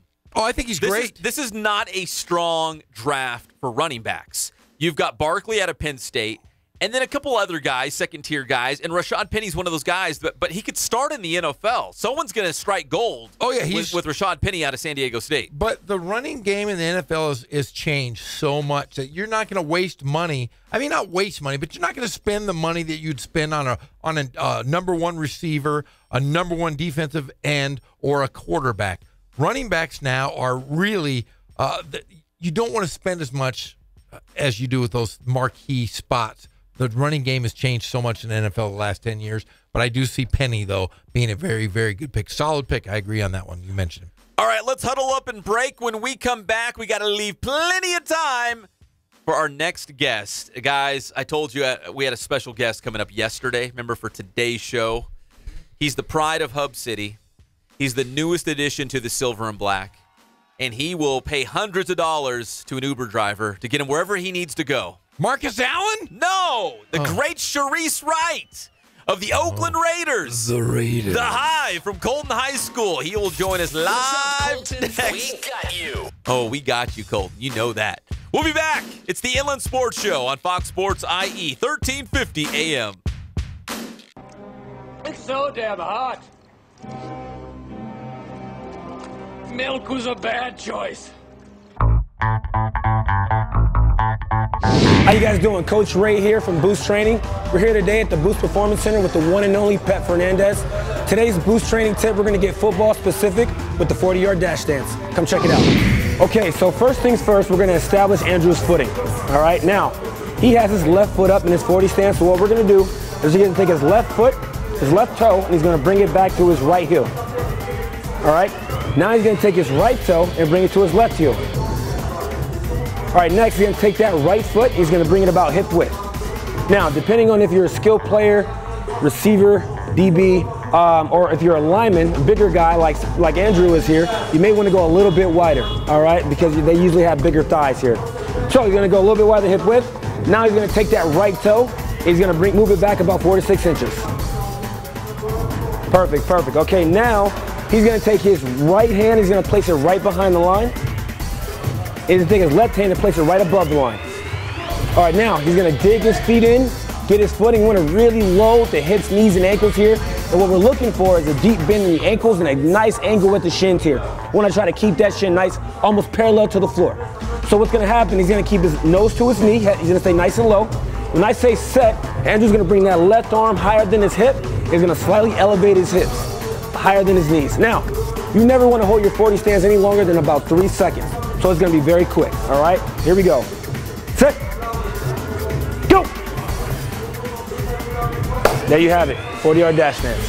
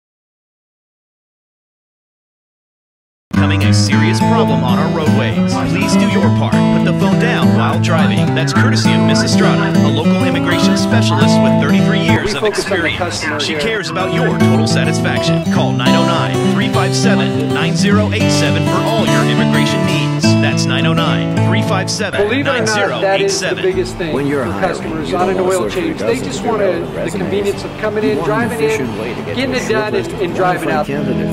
That's why you need Indeed.com. Post a job in minutes.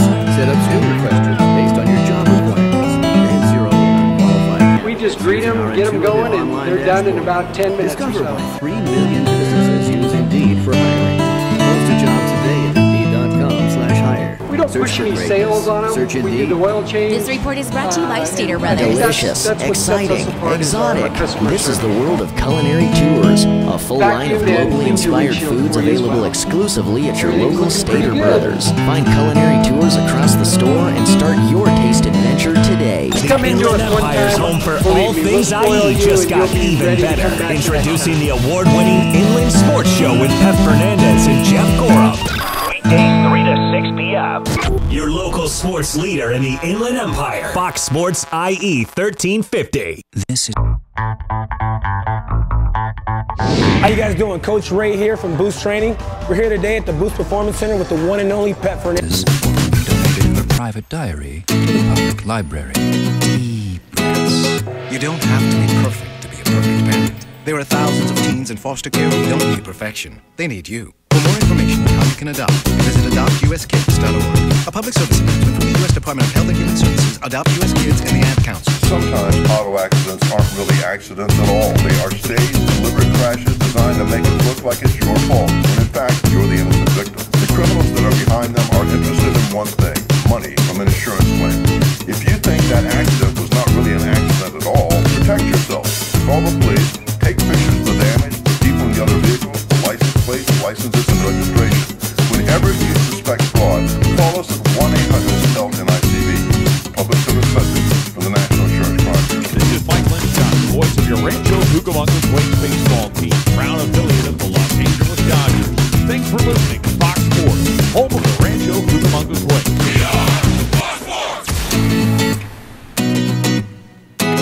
Human mind. I've learned how to read it and ultimately control it. This is fascinating. I can't wait to read it. Sports is anywhere on my website. Okay.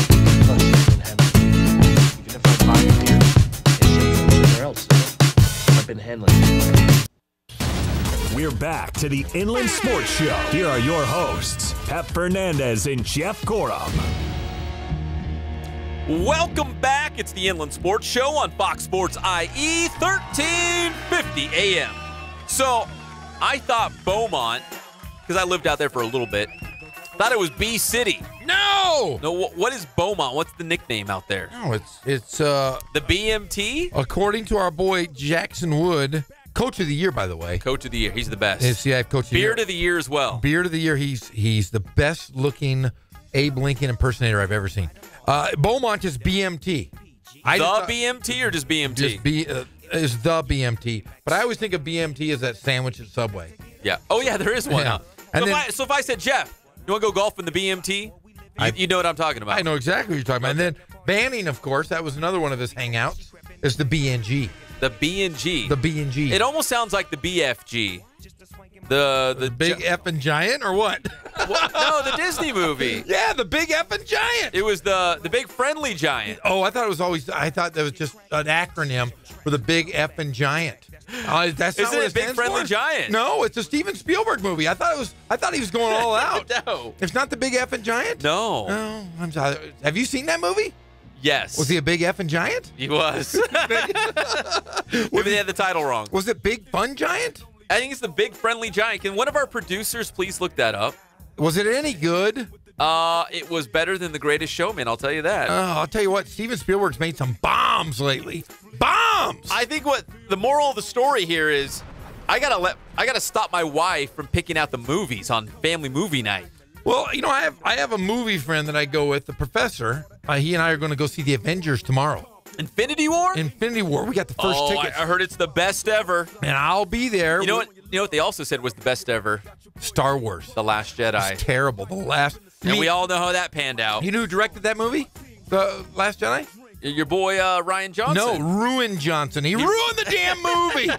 And if I see him labeled on another Star Wars movie, I will boycott Star Wars forever. And if Solo sucks, I am going to be gone. I'm going to be out of Star Wars, Pep. You're not going to have me anymore as a Star Wars buddy. I'm going to throw away all of my stuff, and I'm just going to be a sad, sad human being. I need Han Solo to really knock it out of the park. I mean, it's like bases loaded. You're down by 3, full count, home run, grand slam to win it. I need Han Solo to come up. If it blows, I'm going to be pissed, and I will not show up the next day after Solo. You're going to do the show by yourself. Because you'll be that mad. I will be that mad. I was angry. You and I, you know what? We had a nice man date. We were sitting there. We were all excited, hanging out. Yeah, I'll be just strict. You know what? I might be a Marvel fan because Marvel movies are fantabulous. Fantabulous. I cannot wait for Infinity War. There's going to be so many superheroes. Do you know who dies? No. I can tell you. That's the thing. Don't say anything. There's 2 of them that die. Don't say anything. 2. You pick any 2. 2 are going to die in the Infinity Wars. Don't say that. Yeah.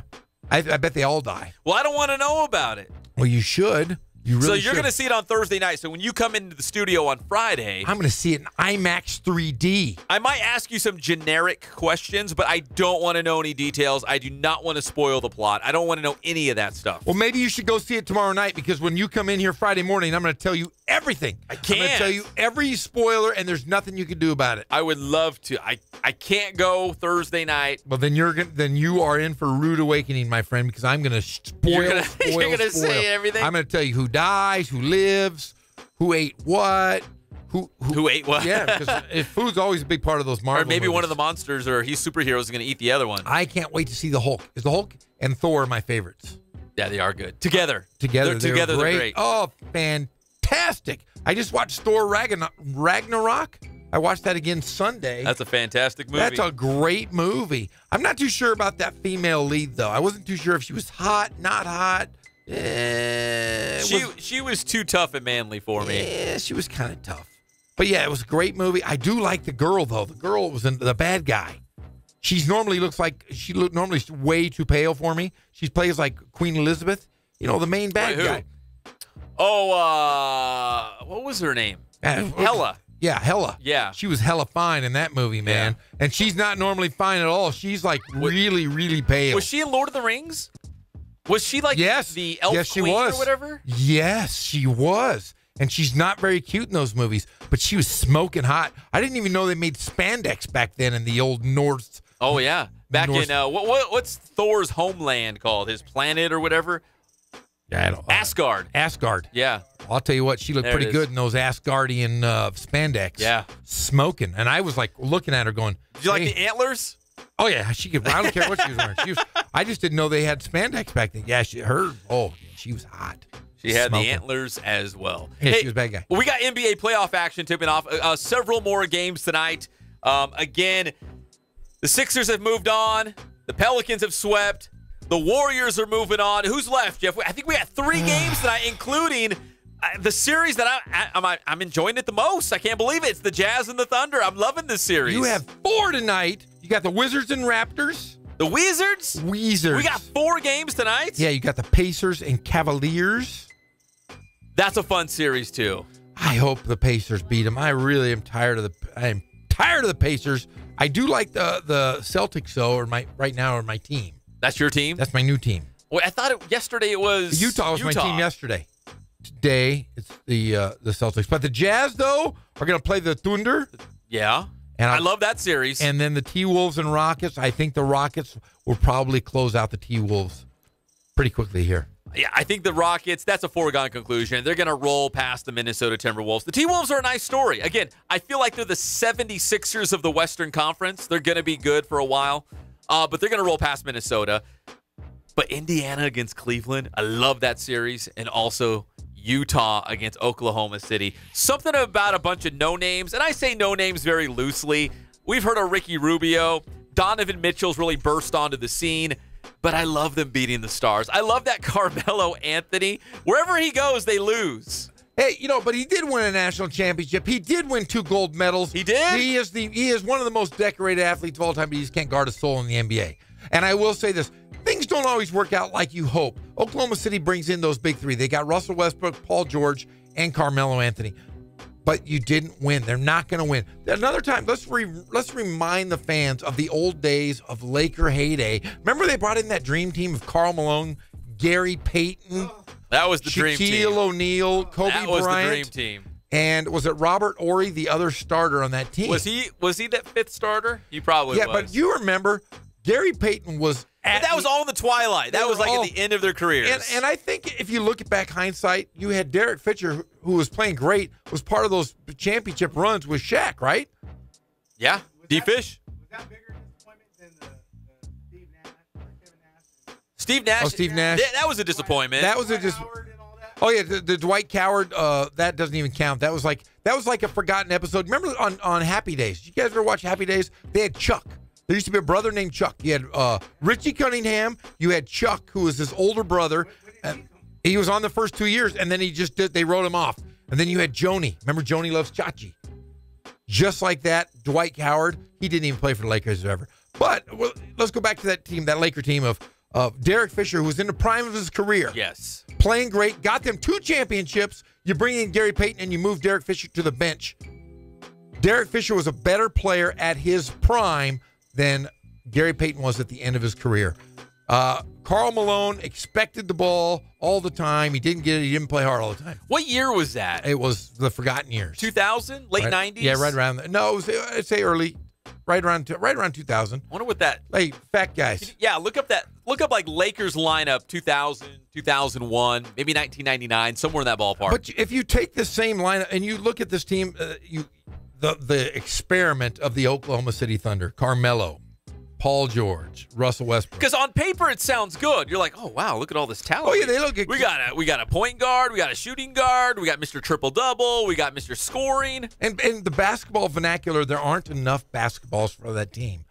Russell Westbrook, granted, he averaged a triple double, pretty incredible, 2 years in a row. But the one thing is, he should, as a point guard, you shouldn't be going out and getting 20 rebounds in a game. You got to be the outlet guy, and you got to be able to push the floor. You have a wing, Paul George, that can shoot 25 feet out, a great jump shooter. You have Carmelo Anthony, another great jump shooter, but your point guard is getting all the rebounds.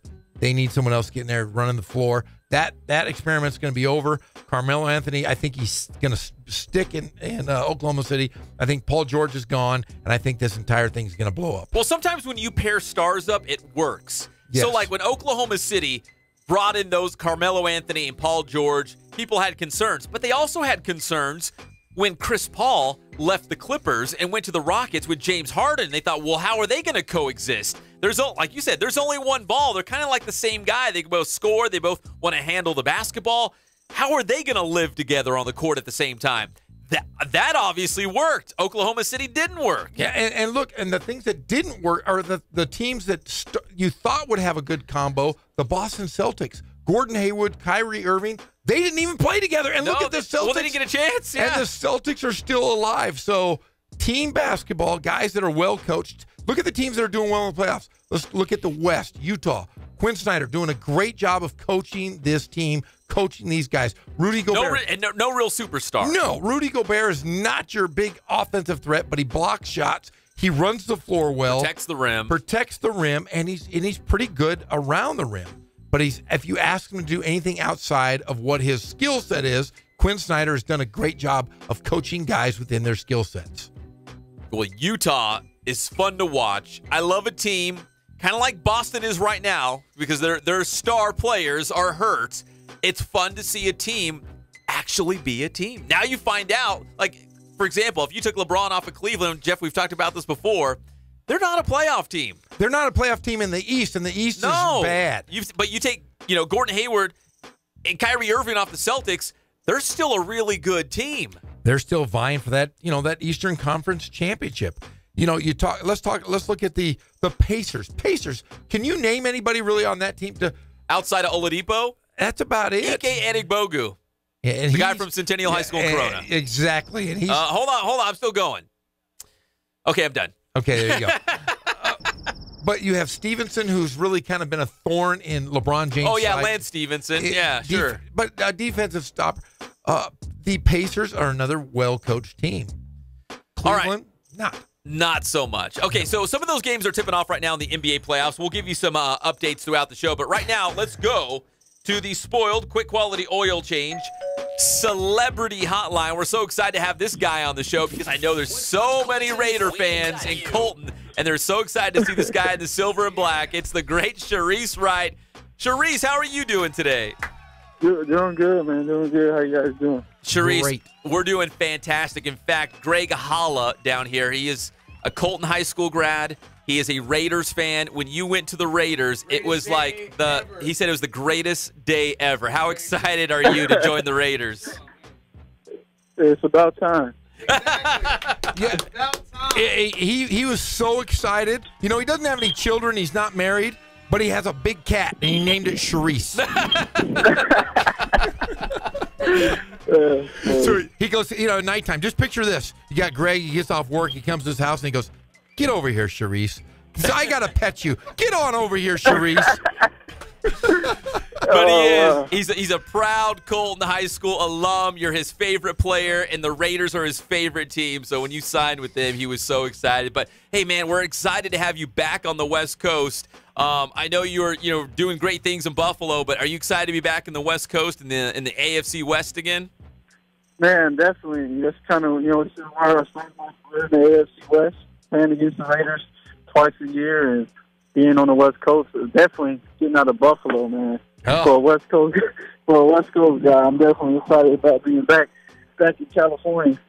Yeah, even our December games out here in the West Coast, it'd be like 70 degrees, 72 degrees. That's a far cry from probably what you saw, right, when we were playing for the Buffalo Bills in the month of December. Yeah, think about 5 degrees or 10 degrees. Oh, man, no thanks. December in Buffalo. Yeah, there's two places or one other place I think I love less than Buffalo, and that's Detroit. I'm glad you're not in either one of those places anymore. Right. I am too. Well, Shareece, hey, we got the NFL draft coming up tomorrow night. You're going to be at Buffalo Wild Wings in San Bernardino off hospitality, signing autographs and mingling with the fans. When you see the NFL draft coming around, what's some of the memories that come back to you when you went through the whole draft process when you were selected by the Chargers? What do you remember about that? Oh man, everything I remember like it was yesterday. I remember talking to the Raiders the day before the draft, and there was a chance that they were going to draft me, and they passed on me the day of the draft. I remember that.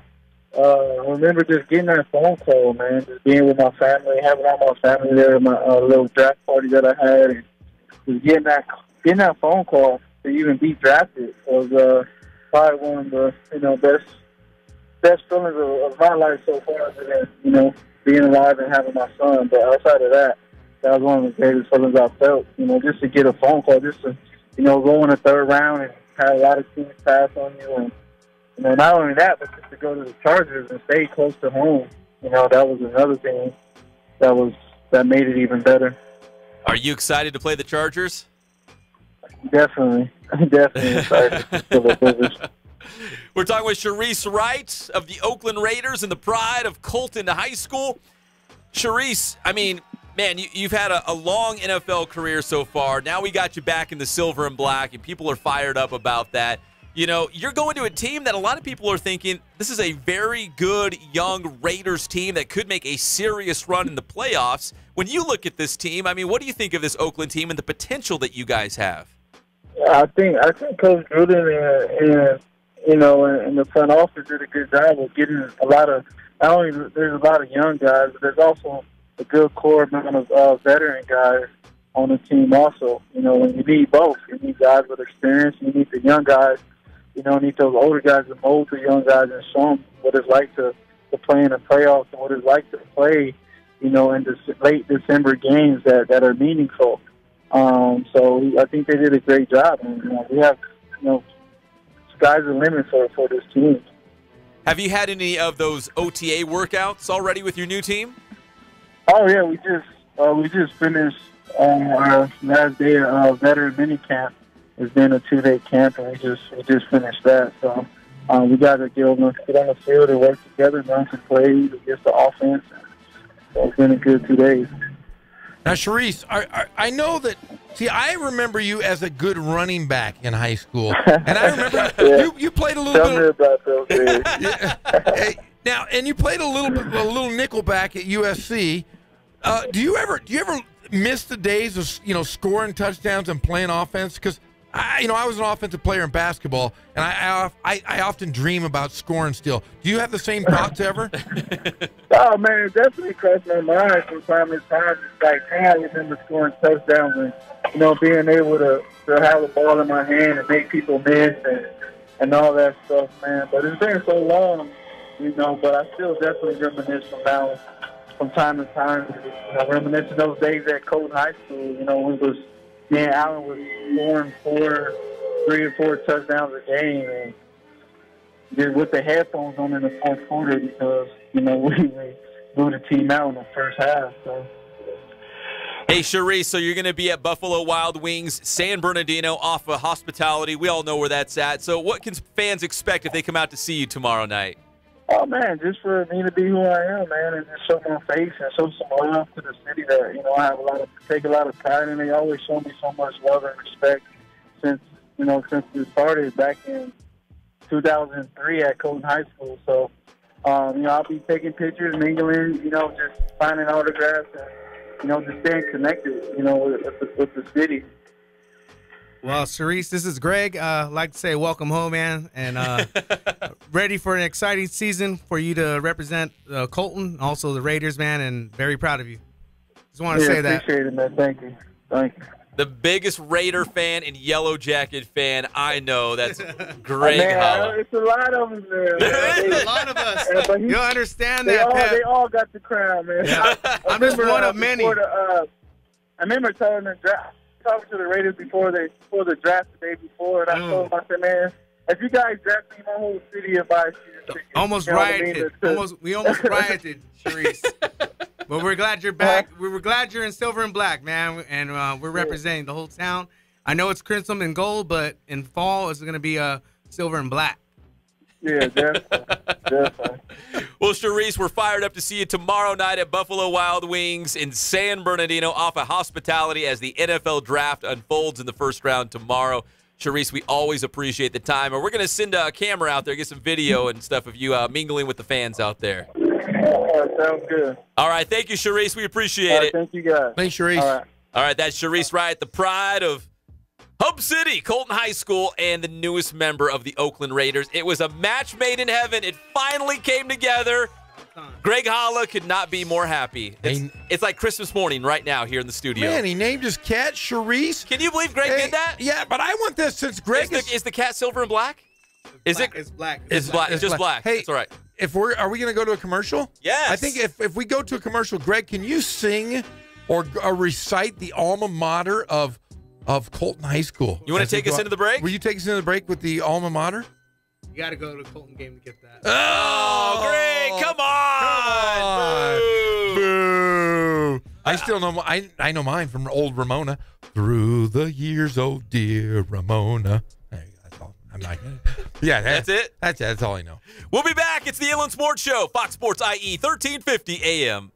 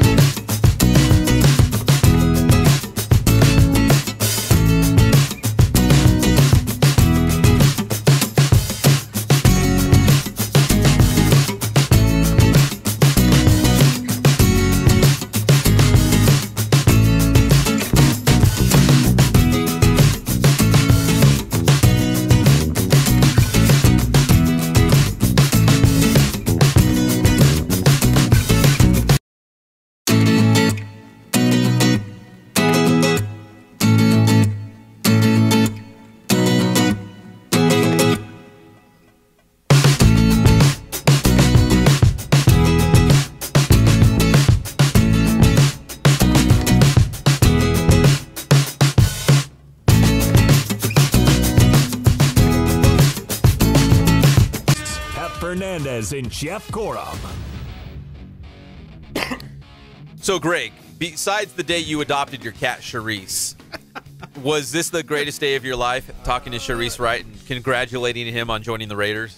Yeah, man. I actually met Shareece a couple times in Colton. He was never a Raider until now. Yeah. But this guy, I'm going to tell everybody, man, like, there's some people that never returned back to the city. Nope. And I ain't going to say their names, but Shareece is one of those guys, like, he's still the same. I remember seeing him in high school and, like, until now, even professional, and he's the same person. Same guy, right? Same guy, man. And that's why we love Shareece Wright. We love Kenny Clark. These guys come back. They're still plugged in. You know, they don't turn their back on the IE and we never see them again. They're back and they're doing camps and they're hanging out at, Buffalo Wild Wings and talking to the fans and signing autographs. And what's not to love? I mean, shoot, Greg loves them so much he named his cat after him. Good golly. Can't believe it. Shareece. He's going to name his son or daughter Shareece when Why he has not? a kid. Why not? Shareece. One of the greatest football players to come out of Colton High School. Shareece Holla. Is that the cat's name, Shareece Holla? Yeah. Shareece So Holla. on its little collar, it has a little bell and has a little tag. Does it say Shareece Holla? Shareece. Oh, So man. funny. That's a big honor. If you're Shareece Wright of the Oakland Raiders, you'd be honored to have a cat in Colton. Like you said, running I don't have running kids, so I had to name my pet. Shareece. What an honor. There's lots of cats running around in Colton. I'm just glad. And there's one named Shareece. There's one named Shareece. The best. All right, coming up in our final hour, we're going to talk more about the Angels and the Dodgers. In fact, we got the audio call of Jake Marisnick from Riverside Poly High School going deep for the Houston Astros today as they avoided the sweep against the Halos. Yeah, Houston did it. We got a Houston fan in the house. We got it. Oh, wait, you're an Angels fan, Jeff. I am an right? Angels fanatic. And you're an Astros fan, Kono. Yeah. Oh, man. Hey, that's right. We won the series. It's like oil and water. It's like separation here. And that World Series. You did take 2 out of 3. Yes, we did. We won the series. And even though they are the World Series champions, that was in the past. That's in the rearview mirror. Nobody cares about that. No one, you know what? Not a single person. 364 days after that win, nobody's going to remember who won the year before. Nobody cares. No. Say, who won the World Series last year? No one knows. I forget. I don't know. No. I'm always going to tell everybody the Angels did, even though they didn't. But who won 2 out of 3 in Houston? The Halos did. Everybody knows that. All right. So we'll talk Dodgers. We'll talk Halos. Jake Marisnick going deep. Your NBA playoff score updates. And Jeff, there's been a lot of kind of down news against our good friend Taylor Dawkins. But a good sight. You just saw on Twitter, she's in the bullpen throwing. I'll tell you what. Nothing keeps her down. There is nobody in the Gorham lives that is more inspirational than Taylor Dawkins. Former Norco High School softball pitcher, now at Cal State Fullerton, still pitching. Still pitching. She went through chemotherapy on Monday, and she's out pitching today on the mound in practice. I want to say the most inspirational person I think we've ever met. We've had her in on the show. We've had her call in. Her parents, Rick and Debbie Dawkins, wonderful people, wonderful support family. I pray for her on a nightly basis. My family prays for her on a nightly basis. Everybody pray for Tay because Tay is going to get through this. Yes, she is. She does every time. And there is nobody that deserves life more than the Dawkins, Taylor Dawkins, and the Dawkins family. Even if she receives bad news, a smile on her face. She's getting her treatments. She's with the team. She's pitching. She's pitching today. She was in the bullpen throwing today. Unbelievable. The most inspiring person I think I've ever had the chance to meet. And like I said, I pray and hope for her every single day. And I hope that listeners out there will look up the story of Taylor Dawkins and realize how special she is, not only here in the Inland Empire, but around the world. People need to be more like her. Well said, Jeff. Pray for Tay. We certainly do here on the Inland Sports Show. When we come back, again, more on the Dodgers. And the Halos actually had a morning game. Came in and told Jeff, hey, the Halos, they lost to the Astros today. You're like, what? They already played? Yeah, it didn't count. They played. Oh, and we got the Jake Marisnick home run call as well. We'll be back. It's the one and only Inland Sports Show on Fox Sports IE, 1350 AM. I got good news. We're extending arts and crafts time by 4 hours today.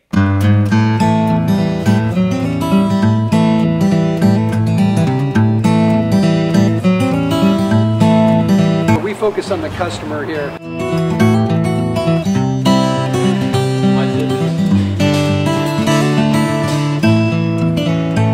Believe it or not, that is the biggest thing for customers on an oil change. They just want the convenience of coming in, driving in, getting it done, and driving out.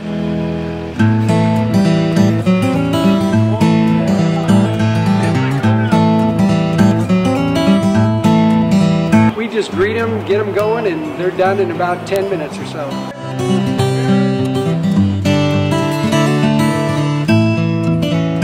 We don't push any sales on them. We do the oil change, and I think that's what sets us apart is our customer service. Vacuumed and cleaned your windshield for you as well. Everything's looking pretty good. You come into us one time, believe me, we'll spoil you and you'll be ready to come back the next time.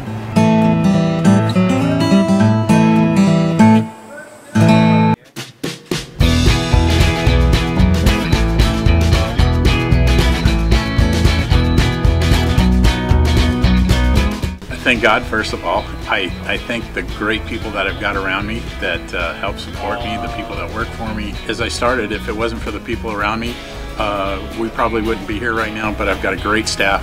I've got great people that do stuff for us outside the store, and we've been very, very fortunate.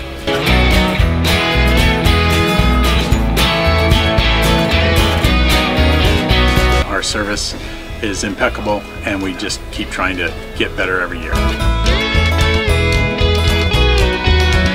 We can do online stuff for your teams, as well as, like I said, the screen printing, the embroidery. We also have 3 women that do extra sewing for us, like tackle tool on uniforms, or the bling or rhinestones for different shirts for the ladies.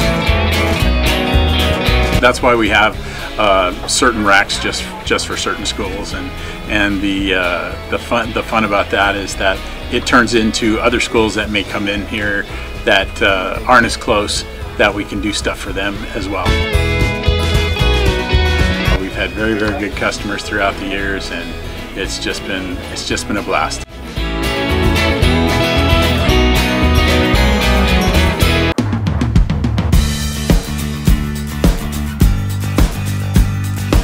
We're a small family-owned, strive for quality pre-owned vehicles. We're not a volume dealer, and we take every deal as personal to us.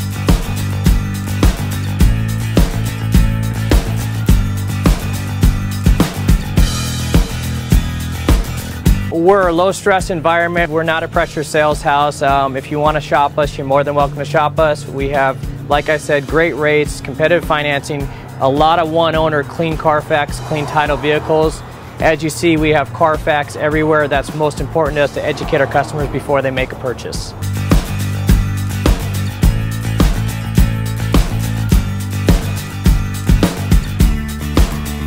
We're right off of Ontario, right off a couple exits off the 15 freeway, off Cajelco, off El Cerrito, and we're right on the main drag going into Dos Logos and the crossings.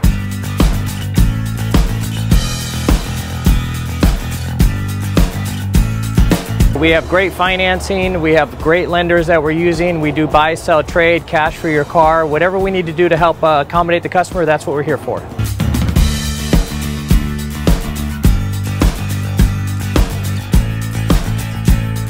We have a little bit of everything. We start at about $69.95 and go all the way up to $100,000. We have Escalades, we have commuters, we have pickup trucks, we have Jeeps, sport utilities, and if we don't have it, our specialty is finding you exactly what you're looking for.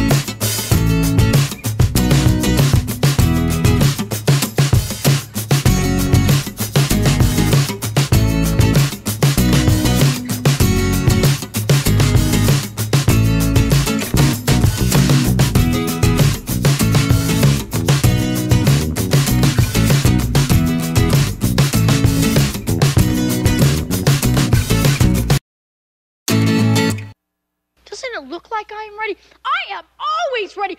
I have been ready since first call. I am ready. Roll. We're back to the Inland Sports Show. Here are your hosts, Pep Fernandez and Jeff Gorham.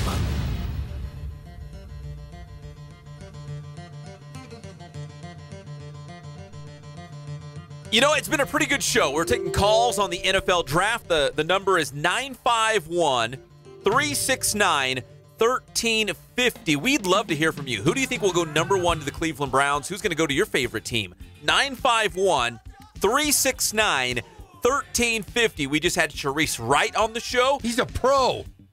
He's professional He is athlete. the best. Talked about draft day. He thought there was a chance he'd go to the Raiders. He ended up with the Chargers, but now he's back with the Raiders.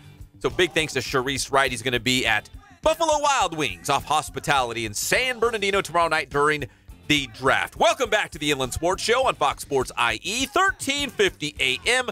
We are brought to you by Spoiled. Quick quality oil change. Spoil yourself.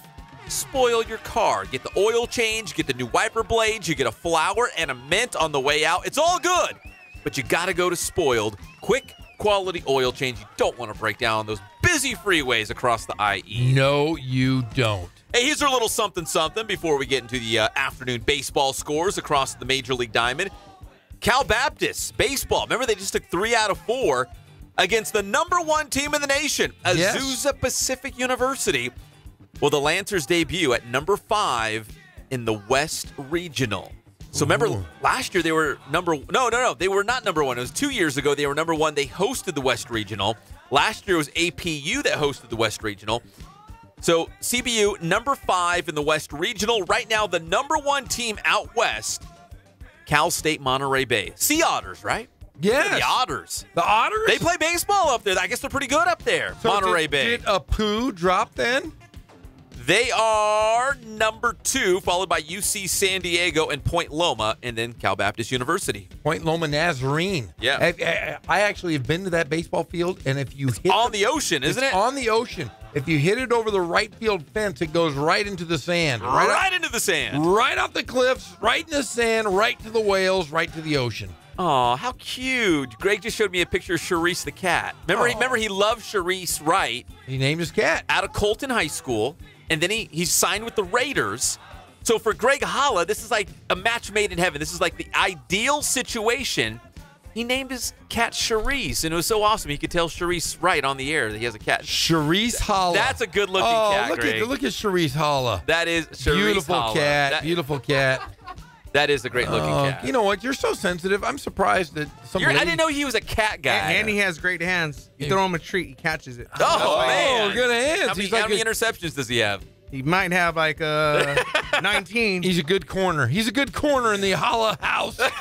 You know, I have 3 cats, and I throw him treats, and Shareece gets them all. He's number 1, right? He gets to him first. You got to want it. The alpha male. A lot of heart. It's the alpha male cat. That's right. He's living the dream. Pays the bills. 2 female cats, 1 male cat. The living dream. See, I thought Greg was a dog guy, but I didn't know he was a cat guy. Not only did not know he was a cat guy, but he had a cat named Shareece. Did you not know this about Greg Holla? Uh-oh. You didn't know this? No. I didn't know it. He is very in touch with his feminine side. I've hugged him. We've cried together. We've shared a meal together. What are you guys crying about? We just, the Raiders? We're just very in touch with our feminine side. And Greg and I, we're simpatico in that way. We're both very sensitive people. I didn't know that, Greg. Did you know that? Yeah, he knew. Yeah. Unlike you, you're just a hard callus. I am kind of a jerk. You're kind of a hard callus. Yeah, I never cry. Major League Baseball afternoon scores. What's on your mind, Pep? I just want to talk baseball. I don't want to talk about grown men crying.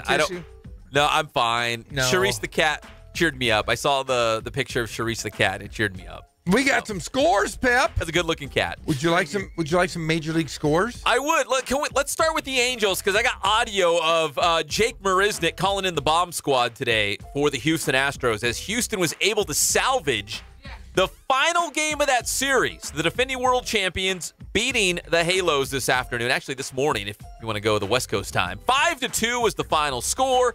So the Astros get that last game of the series, but the Halos do take 2 out of 3 against Houston.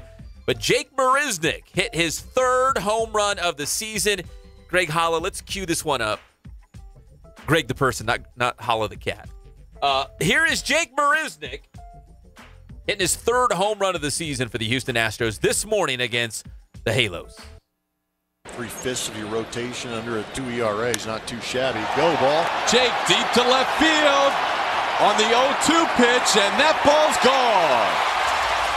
Jake Marisnick hits his 3rd home run of the season, and the Astros now lead it 5-2. Believe it. In fact, I just saw some fans in Houston, and it said Jake Day. It was National Jake Day. I don't know, but he hit a home run. A lot of people don't know this, but Jake Marisnick's grandfather, yes, the great Roger Folsom. His dog bit you. No. No, okay. That's a different guy. No. I used to take tennis lessons across the street from his house, but that's beside the point. That's different. Roger Folsom is the greatest living athlete in the history of the Inland Empire. So Jake comes from great genes. He was all CIF. All CIF. Okay. In basketball. Okay. All CIF in football. Okay. All CIF in baseball. Okay. And all CIF in track. And you can ask how that happened. He used to play baseball. If they had a game during a track meet, he would play a game, or if he was in between innings, he'd go over and high jump. He would go over and run the sprints and come back and play baseball. No joke. True story. Roger Folsom, the greatest living of all time. Of all time in Riverside. All CIF in every sport. So no one's ever done it. He was like Ken Hubbs. He was like Ken Hubbs at Riverside. No one's ever done it. He's the best athlete of all time here in Riverside. Bam! So, of course, Jake Marisnick was destined to be awesome, right? You're damn skippy. Yeah. He was the best of all time. Comes from great pedigree. Yes. The Jake Marisnick home run number 3 on the season. Houston beats the Halos by a score of 5-2. Last night, the Angels won 8-7. Shohei Ohtani worked into the 6th inning, 7 strikeouts. Not bad. Not bad. I mean, he wasn't sensational, but he wasn't awful. He was somewhere in the middle. And Mike Trout did hit his 10th home run of the season last night. That was last night. But again, Houston wins Game 3 of the series, 5-2. Jeff, you got more Major League scores from this afternoon? I do. Top of the first, the Athletics at Texas, no score. And we have a final, Detroit over Pittsburgh, 13-10. And another final, the Nationals. Oh, look at this score, 15-2 over your San Francisco Giants. Max Scherzer out there. Two-tone eyes. You know, he's an Australian Shepherd human mix. And then you have the Padres losing to the Rockets, 5-2 in Colorado. Rockies, yep. And Seattle over the White Sox, 4-3. And there's a delayed Tigers-Pirates game, game 2 of that doubleheader. Bottom of the second, no score. A delay? Did aliens land, or what's going on? Something's crazy The happening. weather. The weather. Or maybe it's aliens. And we just don't know. We just don't. But hey, the Dodgers right now. Are they already underway? They are already underway. They are in the bottom of the second, no score. And I believe Clayton Kershaw is on the mound today. He is today. So it'd be nice to see if Clayton Kershaw could get some run support. The Marlins already have 2 hits off of Kershaw. But Dodgers, give him some run support, will ya? Top of the 5th, the Red Sox and Blue Jays are all tied at 1. Top of the 4th, the Diamondbacks are down to the Phillies 2-1. And the end of the 3rd, the Orioles over the Rays 3-1. Now, I'm always curious to see the Dodgers lineup because, again, they're struggling. They're trying to find a good mix. Yasmani Grandal has been the hot bat. Matt Kemp's been okay. Kike Hernandez has come on strong. Right now, because remember, we still don't have JT, and I'm not talking about Justin Timberlake. I'm talking about your boy Justin Turner.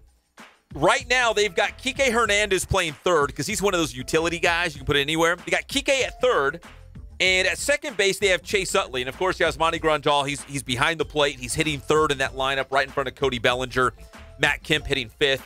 That's the heart of the order. That's the heart of the order going forward. Yasiel Puig hasn't done much. So Grandal, Bellinger, Kemp. You bring Justin Turner back, hopefully sooner than later. Hopefully we see him deep in the kook of Rancho Cucamonga when he rehabs with old Skoggy Skog, Mike Lindskog, and the Quakes out there at some point.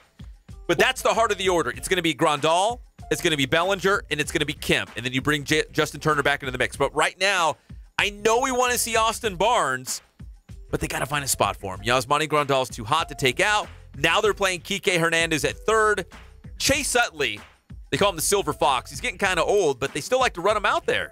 And I think it's because they like to have Austin Barnes coming off the bench. He can play catcher, you know what I mean? He can pinch run. He can do a lot of different things. Did you call him the Silver Fox? Yeah, the Silver Fox, man. Chase Utley. Did you know Chase Utley, his first at-bat as a major leaguer back in the Philadelphia Phillies. First time ever. In 2003, his rookie year, his first at-bat, he hit a grand slam. First time ever. Ever! He's one of the few guys to ever do so. I saw it yesterday, and I wanted to bring it to the masses. One thing I wanted to mention about the Dodgers is yesterday I didn't know anybody in the lineup. We haven't seen Puig either in a while. That's a week. We have not seen. So the Dodgers tinkering a lot with their lineup, especially the last few days. But if you notice, they go to their A game when they have Kershaw pitching on the mound. Well, they got Jock Peterson back in there at left field. He's hitting under 200, $186 on the season. They need him to get going. You know, he was kind of struggling last year too. They dropped him. They dropped him down last year. Yeah, I don't know. I don't know if Jock Peterson will be in the long-term plans for the Dodgers at this point. He's struggled now in back-to-back seasons. And remember when he came up? Like it wasn't Bellinger. Jock Peterson was the next big thing. He and Corey Seager were the next big things for the Los Angeles Dodgers. Yeah. Seager's been pretty good. Really good, but Jock Peterson's really tailed off. I just don't know. In a crowded outfield already, I just don't know. Yeah, and you'd like to see Bellinger kind of heat up a little bit. He's still batting under 300, and he's been the guy. You know, he was the guy last year. They need more from this lineup. They're not scoring a lot of runs, to say the least. When we come back, we'll take a look at those NBA playoff scores. They are underway. We got live updates when we come back. It's the one and only Inland Sports Show on Fox Sports IE, 1350 AM. Go join your friends, you wiggles.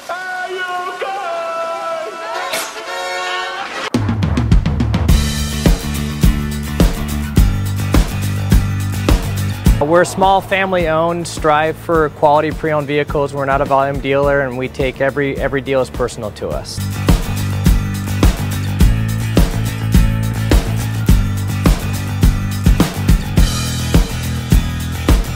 We're a low-stress environment. We're not a pressure sales house. If you want to shop us, you're more than welcome to shop us. We have, like I said, great rates, competitive financing, a lot of one-owner, clean Carfax, clean title vehicles.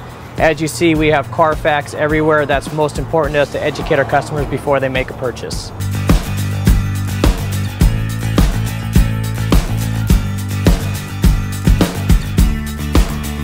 We're right off of Ontario, right off a couple exits off the 15 freeway, off Cajelco, off El Cerrito, and we're right on the main drag going into Dos Logos and the crossings.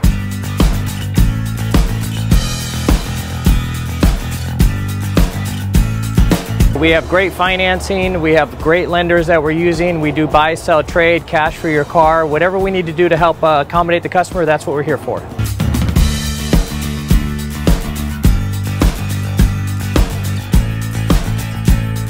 We have a little bit of everything. We start at about $69.95 and go all the way up to $100,000. We have Escalades, we have commuters, we have pickup trucks, we have Jeeps, sport utilities, and if we don't have it, our specialty is finding you exactly what you're looking for.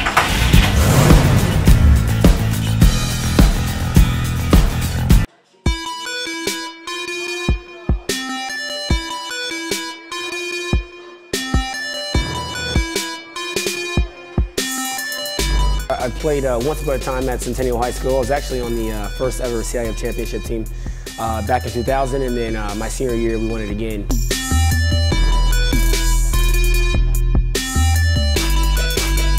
I'd say that's my passion because I've done it. You know, I know exactly where these athletes are at. I know what their mindset is right now. I know how hard it is to, number one, find a performance coach who can take you to the next level.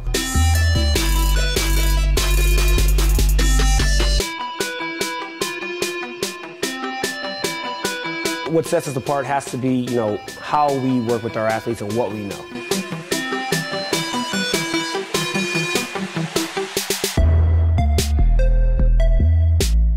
We can take an athlete and you know, help them reach their athletic potential, you know, help them, you know, prevent injuries, help get them stronger.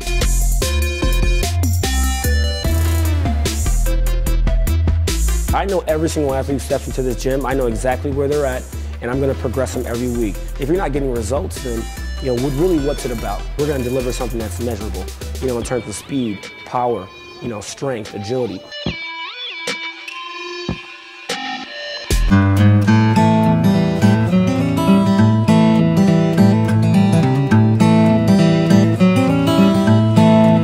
We focus on the customer here.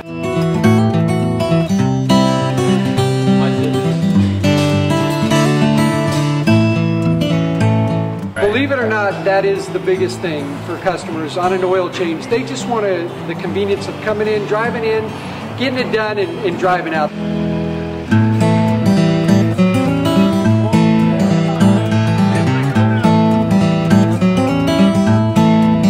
We just greet them, get them going, and they're done in about 10 minutes or so.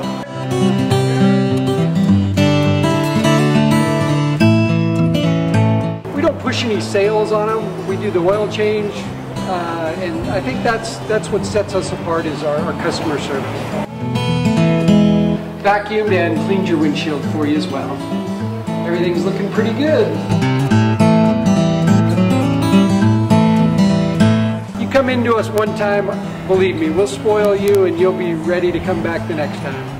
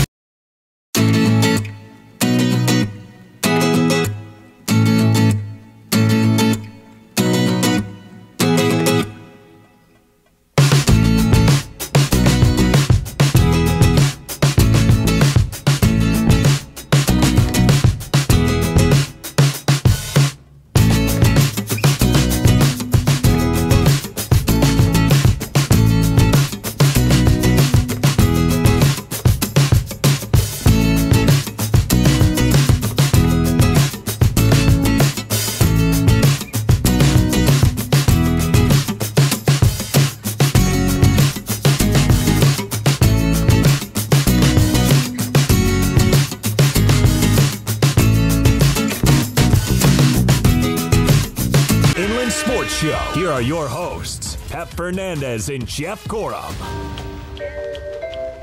Hey, shout out to Greg Holla. He tagged me in a picture of his cat, Shareece. Me too. Shareece on Instagram. It's a beautiful cat. Beautiful skin. I mean, beautiful hair. Like it's a. Oh man, that's a nice coat. That's a great coat. I won't say it. That's a great coat. That's a good-looking cat. A cute little pussy cat. I love it. Welcome back to the Inland Sports Show on Fox Sports IE, 1350 AM. We're proudly brought to you by Ken Sporting Goods. More than 40 years in the Inland Empire, taking care of all of your sporting gear needs.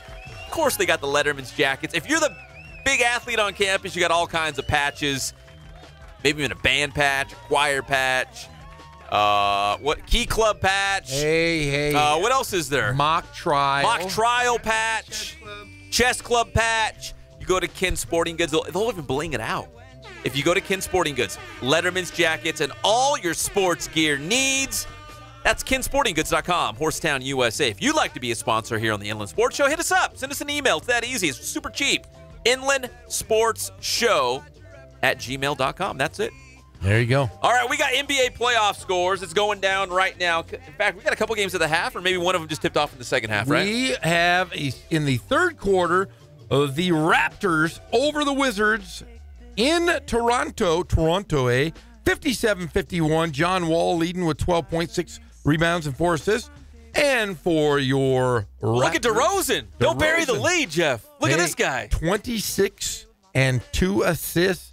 DeRozan's got 26 points at the break. I'm telling you, He's man. on pace for over 50. How cool would that be for the USC alum? Well, here's the deal. Toronto does not have a lot of stars.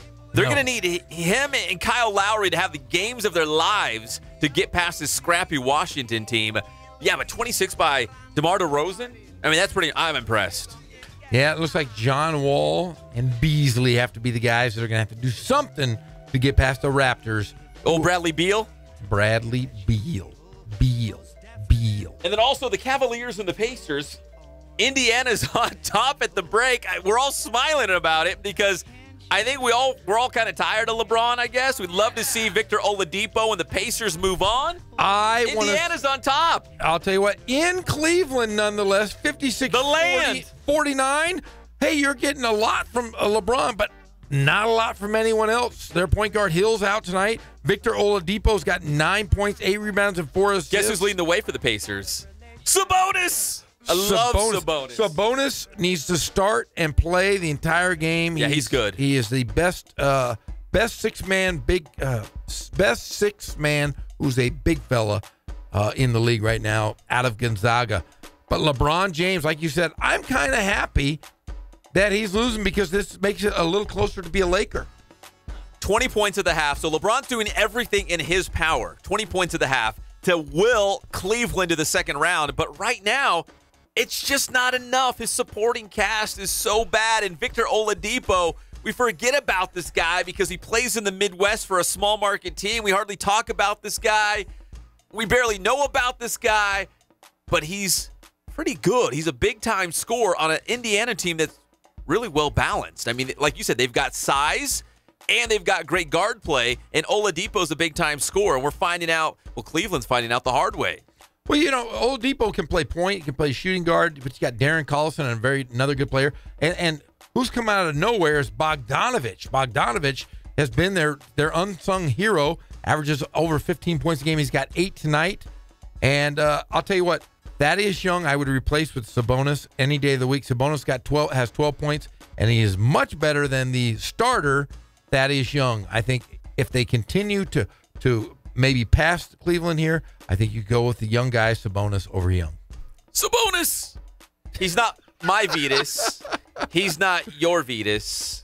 He's our Vitas. Sabonis. That was his dad. Remember? He was so good on those Portland Trailblazer teams. Well, they say one of the best basketball players to ever play. We got him at the tail end of his career when he came in with Portland, but they said when he was playing professionally in Russia, he was the best 7'4" player to ever play. He used to handle the ball. They called him a guard.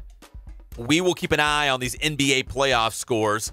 The one we're not keeping an eye on because they're out is the San Antonio Spurs. They lost to Golden State last night. They're done. They're back in the Alamo Dome or wherever they hang out now, and they're packing up their bags for the offseason. The number one priority, and this is not a big shock, there's no surprise here.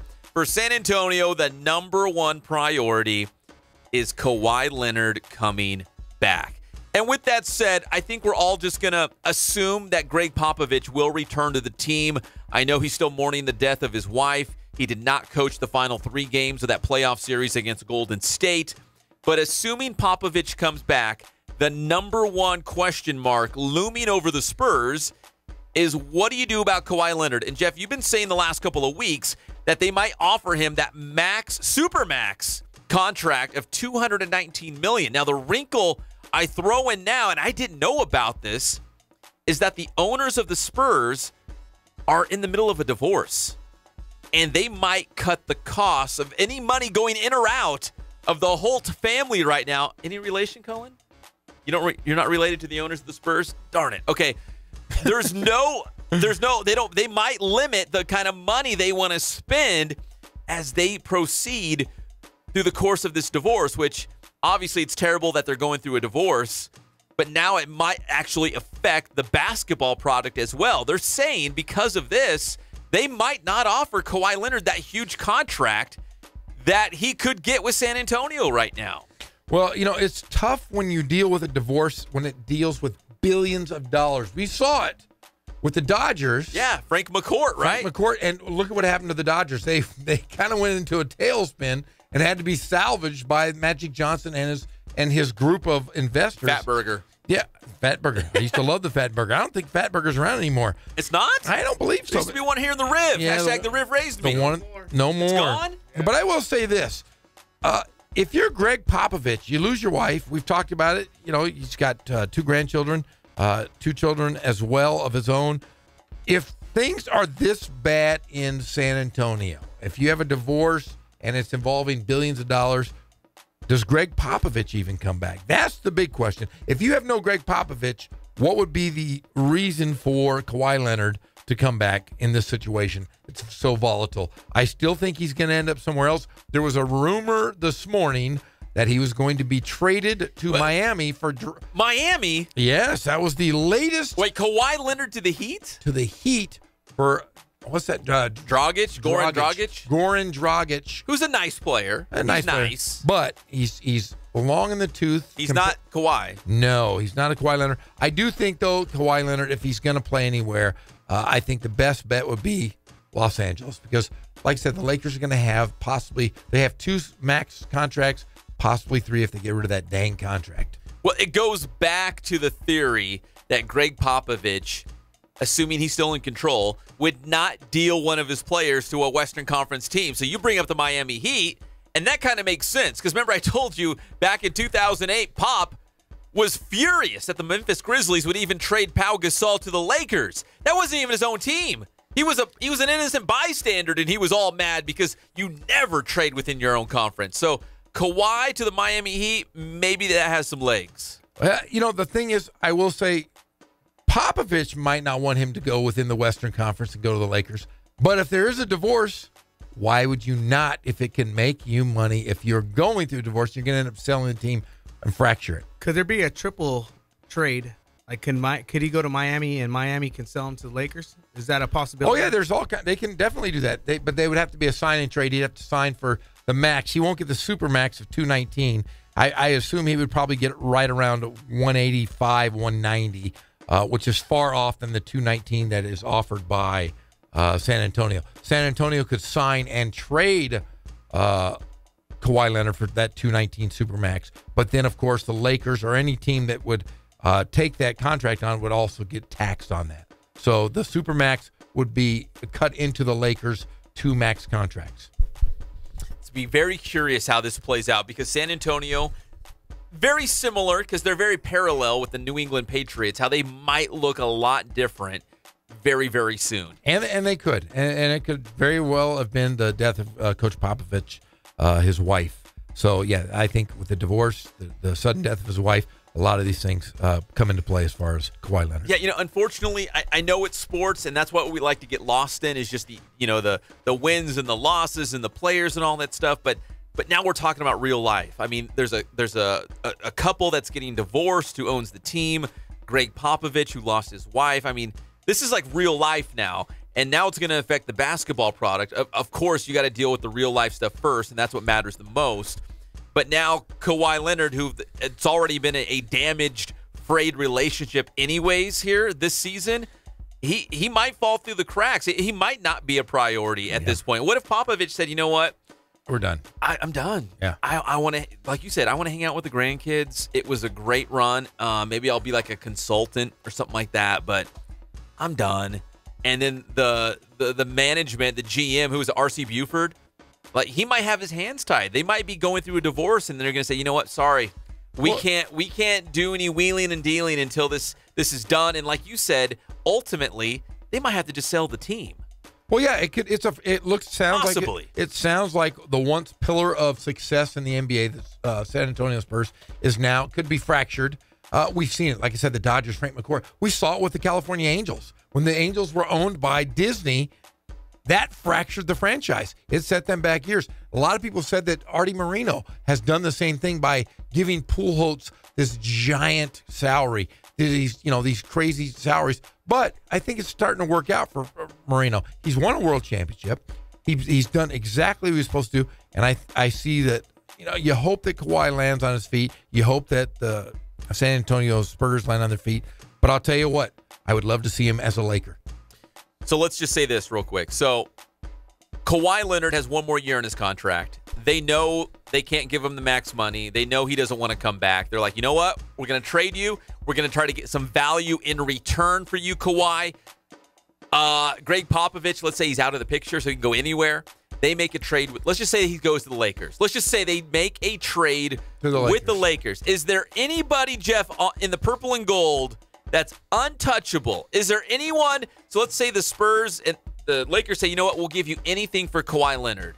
Is there anybody on the Lakers that is untouchable? He said, nope, can't trade that guy. There is nobody on the Lakers. Nobody, right? Nobody. You trade. If you have an opportunity to get, and I say this honestly, if you have an opportunity to get LeBron James in a sign and trade, you have an opportunity to get a Kawhi Leonard in a sign and trade, only those two players, then anybody should be on the table for the Lakers. I don't care if you're Lonzo Ball. I don't care if you're Kyle Kuzma. I don't care if you're Brandon Ingram. You are all on the block if either one of those two guys becomes available, and I don't care. Because the young guys are good, and they probably still have a high ceiling in terms of potential. But you know what you get with Kawhi Leonard and or LeBron James. Yeah. They're probably the top 3, top 5 players in the NBA. That's not even close to a Kuzma or a Brandon Ingram or a Lonzo Ball. Well, I think of this. Who do you have? What was the big surprise besides Kyle Kuzma as a rookie this past year? My man Hart from Villanova. Yeah, he was pretty good. He's a very good player, and I have no problem putting him at that point spot in place of Lonzo Ball. No problem whatsoever. He might be better than Lonzo Ball. I think he's got a better jump shot. I think he's a better team guy, and I think that the upside with him, the way he plays, is better conducive to guys like LeBron James. Okay, so you are Rob Pelinka, the GM of the Lakers, and I said, okay, Jeff, or Rob Pelinka in this case, the core of your team for the future is what? B.I., Brandon Ingram, right? Yes. Kuzma and Lonzo Ball. Those are like your 3 cornerstones. We'll take Julius Randle out of the equation right now because he's going to be gone. I want all 3 of those guys for Kawhi. Would you do it? Yes. All 3? Yes. I would too. Because the thing is, when you're in Los Angeles and if you're LeBron James, you're Kawhi Leonard, guys are going to come play for you. You're going to have those veterans exceptions that guys will come play in Los Angeles because they're going to make more money on the back end with endorsements. Because you look everywhere, when Los Angeles was good, you had Robert Horry doing car commercials and making boatloads. Guys will make money. Guys like Devin George, Rick Fox, Mark Madsen. These guys were household names. They were household names. And if you bring in, I'm just saying, if you have LeBron James, you have Kawhi Leonard, I don't care who you have around those guys, because guys will come play with LeBron James. Guys will come play with Kawhi Leonard. That would not be an issue. I would have no problem, and I know people are pissed and angry that I'm saying this. You get rid of everybody if you can get those two guys. You sell it all off. Sell it off. Yeah, you do it. Yes. Look at Greg down here. Do you agree? Why not? I bet you're somewhere right now in Colton. There's a cat named Shareece nodding his head. Yep, you do it. Hey, you need some experience, man. That's what they're lacking. You need some experience. You need a couple of people in there to yes, you do be the foundation, because it's a lot of young Lakers. There's a lot of potential, and I get that. But Kawhi Leonard is a superstar. Those are selling pieces. When you're talking about the 2 best players in the NBA, those are selling pieces. I don't care who you are, what you are, wearing purple and gold. I agree with you. You are a selling piece. But there's no Kobe Bryants on this team. No. So. No. And you need one. That could be Kawhi or LeBron. Yes. What if you deal with a team, they're like, we don't want Lonzo Ball. We don't want that circus. Get him out. Be like, sorry, it's got to be part of the deal. We got to get him out. Yeah. I mean, it's part of the deal. He hasn't proved nothing. Yeah, he hasn't done anything. Yeah, but honestly, there's guys will come play with LeBron James in Los Angeles. Think about it. You win a championship in Los Angeles, you're a king. You're always known for being a world champion. We could go down the line and say guys that were on world championship teams for the Lakers and guys that did not win world championships, the Nick Van Exels, those guys. Anthony Peeler, Eldon Campbell. Exactly. Well, Pig Miller actually won one, but he sat on the bench. I agree with you. Something about the Lakers and a championship that you want. That's what I believe every NBA player tries to get at. I mean, Golden State has their championships, but not as compared to the Lakers. No, and not the Lakers. And look at guys like Dennis Rodman. Dennis Rodman, 2-time champ with the Los Angeles Lakers. He's obviously was a Bull, but where does he live? Where does he choose to spend his time? San Bernardino. Newport Beach. Oh, Newport Beach. There you go. But always a Los Angeles Laker. That's who you think of when you think. I think of Dennis Rodman. I hated him as. I a think Piston. of the Pistons. But I hated him as a Piston. I hated him in the Worm, the Bad Boys. But yeah, I think if you have either one of those two guys, anybody's expendable. We'll be back. It's the one and only Inland Sports Show on Fox Sports IE, 1350 AM.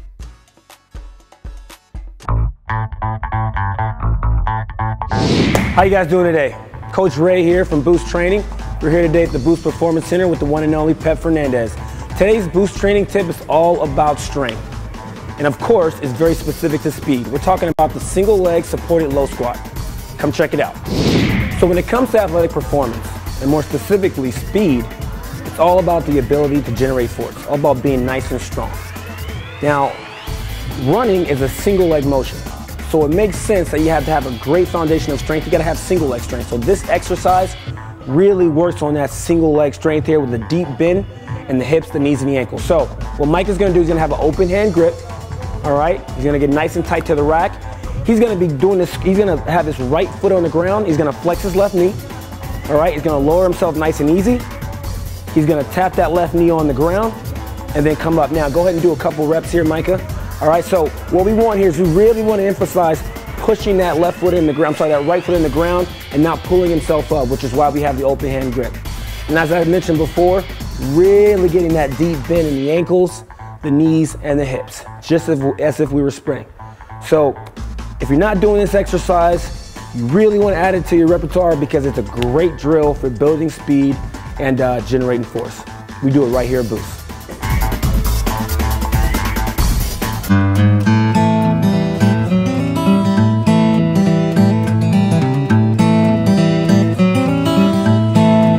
We focus on the customer here.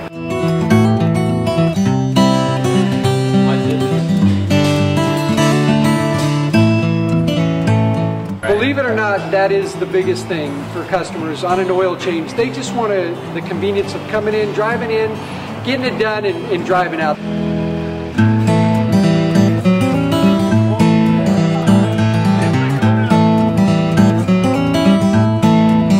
We just greet them, get them going, and they're done in about 10 minutes or so.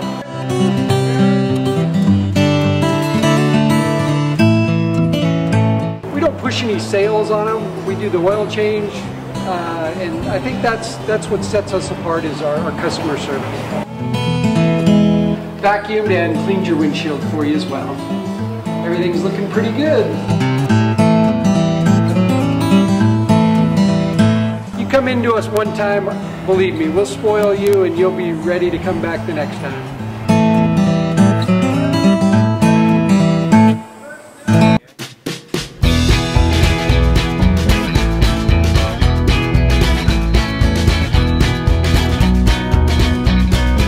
Thank God, first of all. I thank the great people that I've got around me that help support me, the people that work for me. As I started, if it wasn't for the people around me, we probably wouldn't be here right now, but I've got a great staff.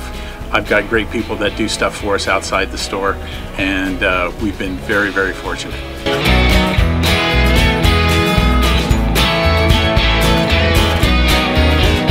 Our service is impeccable, and we just keep trying to get better every year. We can do online stuff for your teams, as well as, like I said, the screen printing, the embroidery. We also have 3 women that do extra sewing for us, like tackle tool on uniforms, or the bling or rhinestones for different shirts for the ladies. That's why we have certain racks just for certain schools, and the fun about that is that it turns into other schools that may come in here that aren't as close, that we can do stuff for them as well. We've had very, very good customers throughout the years, and it's just been a blast.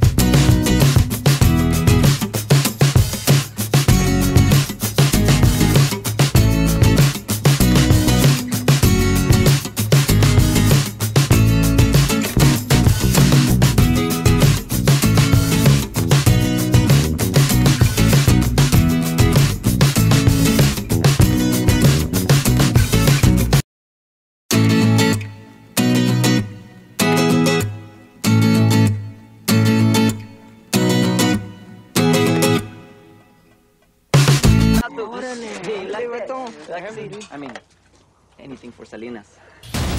We're back to the Inland Sports Show. Here are your hosts, Pep Fernandez and Jeff Gorham. Oh, there it is. It's the Inland Sports Show on Fox Sports IE, 1350 AM. We're proudly brought to you by Boost Performance Training in Corona with Coach Ray Bass. Lacrosse, golf, track and field, football, don't matter. They'll train you up. Youth level, high school level, college. You want to go pro, you want a scholarship, trying to make the varsity team, they'll help you. You got to check out boosttrainingsystems.com. That's the website. Make sure you check out the strength and speed class. The first one is always free. You want to see results, and I know you will, at Boost Performance Training with Coach Ray Bass in Corona. So the Dodgers and Marlins, no score right now. They are underway at the Ravine in the third inning. The Dodgers finally got a hit, and guess who got the hit, guys? Who? Clayton Kershaw. Oh. He's having to do it all. Nobody's helping him. He's having to get the hits. He's pitching on the mound. He's pitching his butt off. Nobody's even helping him out. He's got the one hit so far. Hey, talking about baseball, let's stay on this subject here. Our boy Matt Soria, the assistant athletic director at your San Diego State Athletics, who did our show last week. Big thanks to Matt, talking about the Jordan brand coming to the Aztecs. His first babysitter for his children was Jenny Kavnar. You know who that is? His Matt Soria from San Diego State's first baby, like his babysitter or his kid's babysitter? His kid's babysitter. His kid's babysitter was Jenny Kavnar. Name, does it sound familiar? Sounds familiar. She was broke all the barriers last night. Broke them down and did the play-by-play on Monday night's Rockies broadcast. So she did the Rockies baseball broadcast. Play-by-play. But not too long ago, she was babysitting the little babies of Matt Soria at San Diego State. Yeah, she was babysitting Dylan Soria, the little baby boy. The littlest Soria. The littlest of Sorias. Now she's doing some Major League Baseball. That's quite the jump. I'll tell you what, Matt Soria's got that Midas touch. Everything turns to gold. They got Jordan. Well, that's why we brought him on the show, right? Holy cow, man. Wait, who else has he got? You got the jump man. He's got his babysitter doing baseball games. I'm telling you, man, he's living a great life. I'm expecting something really good. Oh, we better be getting our Jordans. Sports Show. We better be getting our Jordans in the mail. Yeah. You said size what? Size 9? 11. Oh, sorry. I thought it was size 9. Big feet. But see, I know when I go down there this summer, I'm going to get a pair of Jordans. I'm going to get size 14. Help me out, man. No. I can dunk in them. I could probably still dunk in You those. might be able to. What's your favorite Jordan you ever had? What year was it? Because we agree on the same one. What year? Jordan 4. 4. The Jordan 4 with the cement mix. Yes. White with cement mix. I am exactly with you. My second favorite, I think it was the first year that they came out with the toggle. It was when, I remember Michael Jordan against the Lakers in the finals. You remember this. He went up with his right, and he switched the ball to his left. He had those Jordans on. That's what I remember. It was the first one with the toggle, and that's my second favorite. It's a very second close. I want to say Jordan 6 is what those were. I do know my Jordans. I think you're right. Yes. And they had the reflective material on them. Yes. Black. It was before Space Jam, though. Yes. Because when Space Jam came out, that version of the Jordans had they started doing like wacky colors. And they were $200. You remember that? No, my parents would buy them for me. Oh, yeah, the Space Jam shoe. They came in a big metal case. You don't remember this? No, I big like suitcase. You're like a big suitcase. I was wearing Isaiah Thomas Pumas or something. Yeah. I was lucky. Somebody gave me a pair of Jordans, and they were in this big metal case. Remember? Was it Coach K? No, it wasn't. No. There was a friend of mine, though, from the summer. He said, Coach K from Duke visited Jeff Gorham in his... Yes, he did. In his house. In my Domo style. Trying to get him to be a Blue Devil, and he said, no, I won't do it. Nope. I had a lot of guys. I said Digger Phelps in my house. Digger Phelps was quite the jerk. Now that he's no longer coaching, I will say. I had Gary Colson, who was the head basketball coach at New Mexico. Great guy, one of my favorites of all time. Seth Greenberg was there as well. Jim Herrick. A lot of guys in there at the stately Gorham Manor at the time. Oh, boy. We're in the third quarter. LeBron is now up to 31 points, and Cleveland has taken the lead. 68-59. Here come the Cavaliers. LeBron James. No! He's not going to let him go down without a fight. Damn it! I know. We got to wrap things things up. We're going to take a break and get you all set for Rancho Cucamonga Baseball. It's the one and only Inland Sports Show on Fox Sports IE, 1350 AM.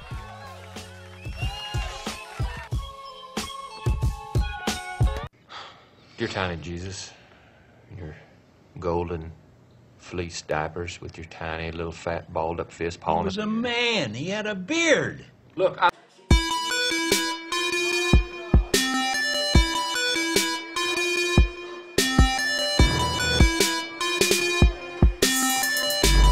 played once upon a time at Centennial High School. I was actually on the first ever CIF championship team back in 2000, and then my senior year we won it again.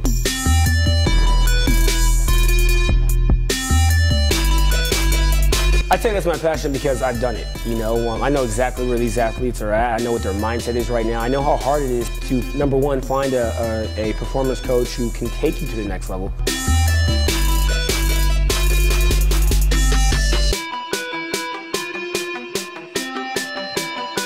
What sets us apart has to be, you know, how we work with our athletes and what we know.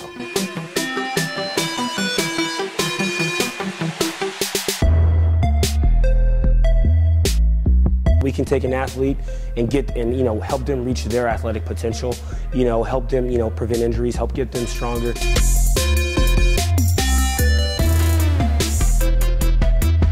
I know every single athlete who steps into this gym. I know exactly where they're at, and I'm going to progress them every week. If you're not getting results, then, you know, really what's it about? We're going to deliver something that's measurable, you know, in terms of speed, power, you know, strength, agility.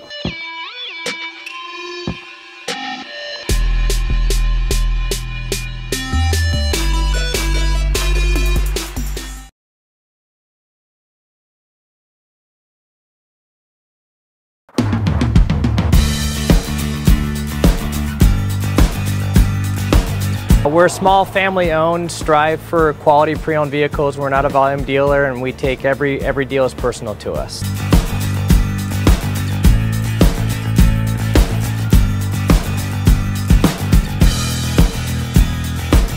We're a low-stress environment. We're not a pressure sales house. If you want to shop us, you're more than welcome to shop us. We have, like I said, great rates, competitive financing, a lot of one-owner, clean Carfax, clean title vehicles. As you see, we have Carfax everywhere. That's most important to us, to educate our customers before they make a purchase.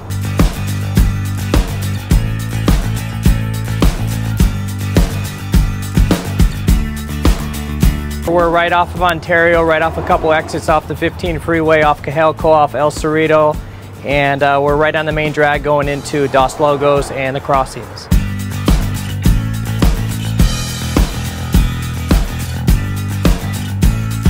We have great financing, we have great lenders that we're using. We do buy, sell, trade, cash for your car. Whatever we need to do to help accommodate the customer, that's what we're here for.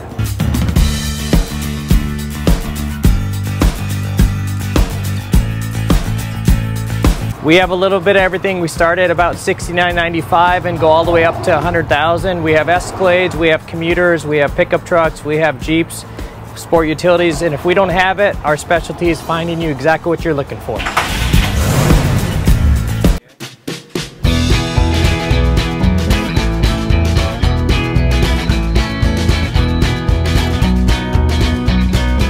Thank God, first of all. I thank the great people that I've got around me that help support me, the people that work for me. As I started, if it wasn't for the people around me, we probably wouldn't be here right now, but I've got a great staff. I've got great people that do stuff for us outside the store, and we've been very, very fortunate.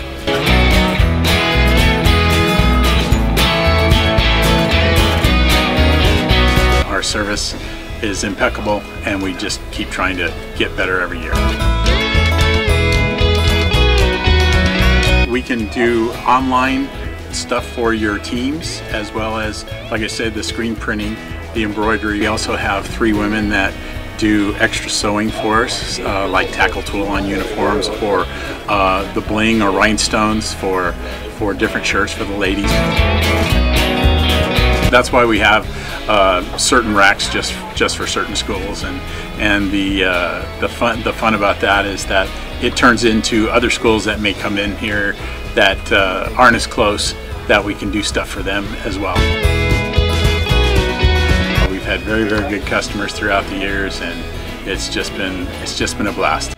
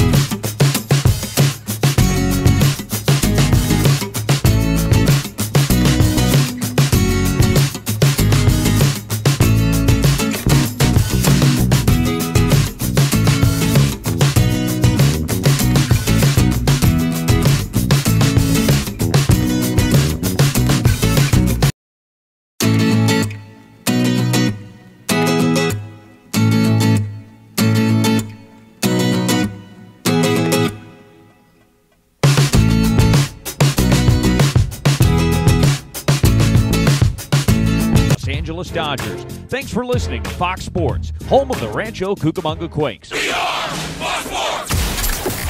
From the Cold Star Ice Studios, it's Fox Sports IE, 1350 AM, KUBE, Riverside. Hold on. Oh, we got a problem here? We got a problem here?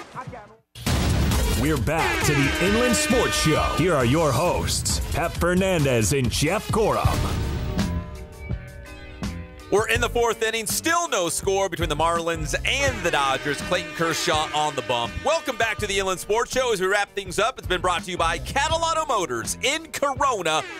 The special this week, 2017 GMC Yukon. White exterior, black leather, navigation, the whole deal, the tow package. You can save thousands of dollars at Catalano Motors, but you got to get down there or go to the website CatalanoCars.com. Check out what they got. You will not find a better deal in the Inland Empire. Tell them Pep Fernandez sent you. You want the Pep Special, and they will hook it up. You can buy, trade, and finance. All in the same spot. Easy, no headaches. They have muscle cars there. I noticed that. I was like, wow, that's awesome. All from Yukons to muscle cars. And I don't know if they have any minivans. I hope they do.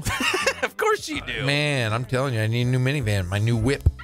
Your new whip. A minivan cannot be a... Can it be a whip? Sure it can. How fast can you go in your minivan? Dude, it's a V6. It's a Kia Sedona, and it goes really, really fast. I'd probably taken it 60. Wild, man. I think I took it over 100 driving through Utah. You did? Oh, yeah. You didn't in the middle of nowhere? Middle of nowhere. Just gassed it up. And so you're telling me you went through Utah and not seeing all the beautiful scenery and everything like that? You just went... Nope. You've seen one arch. You've seen them all. Okay. Seen one arch, or you've seen one...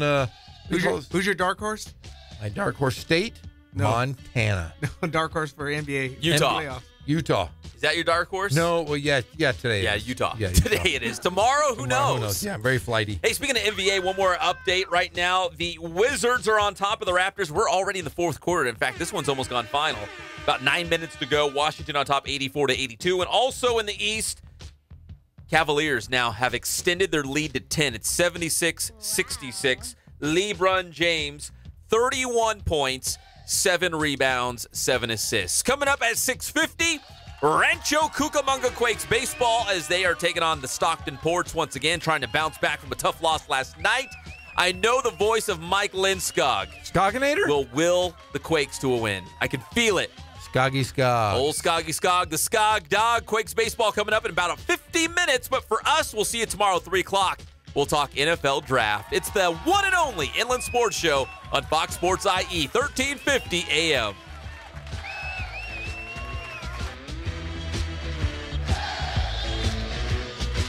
In case I don't see ya, good afternoon, good evening, and good night. Inland Empire sports fans,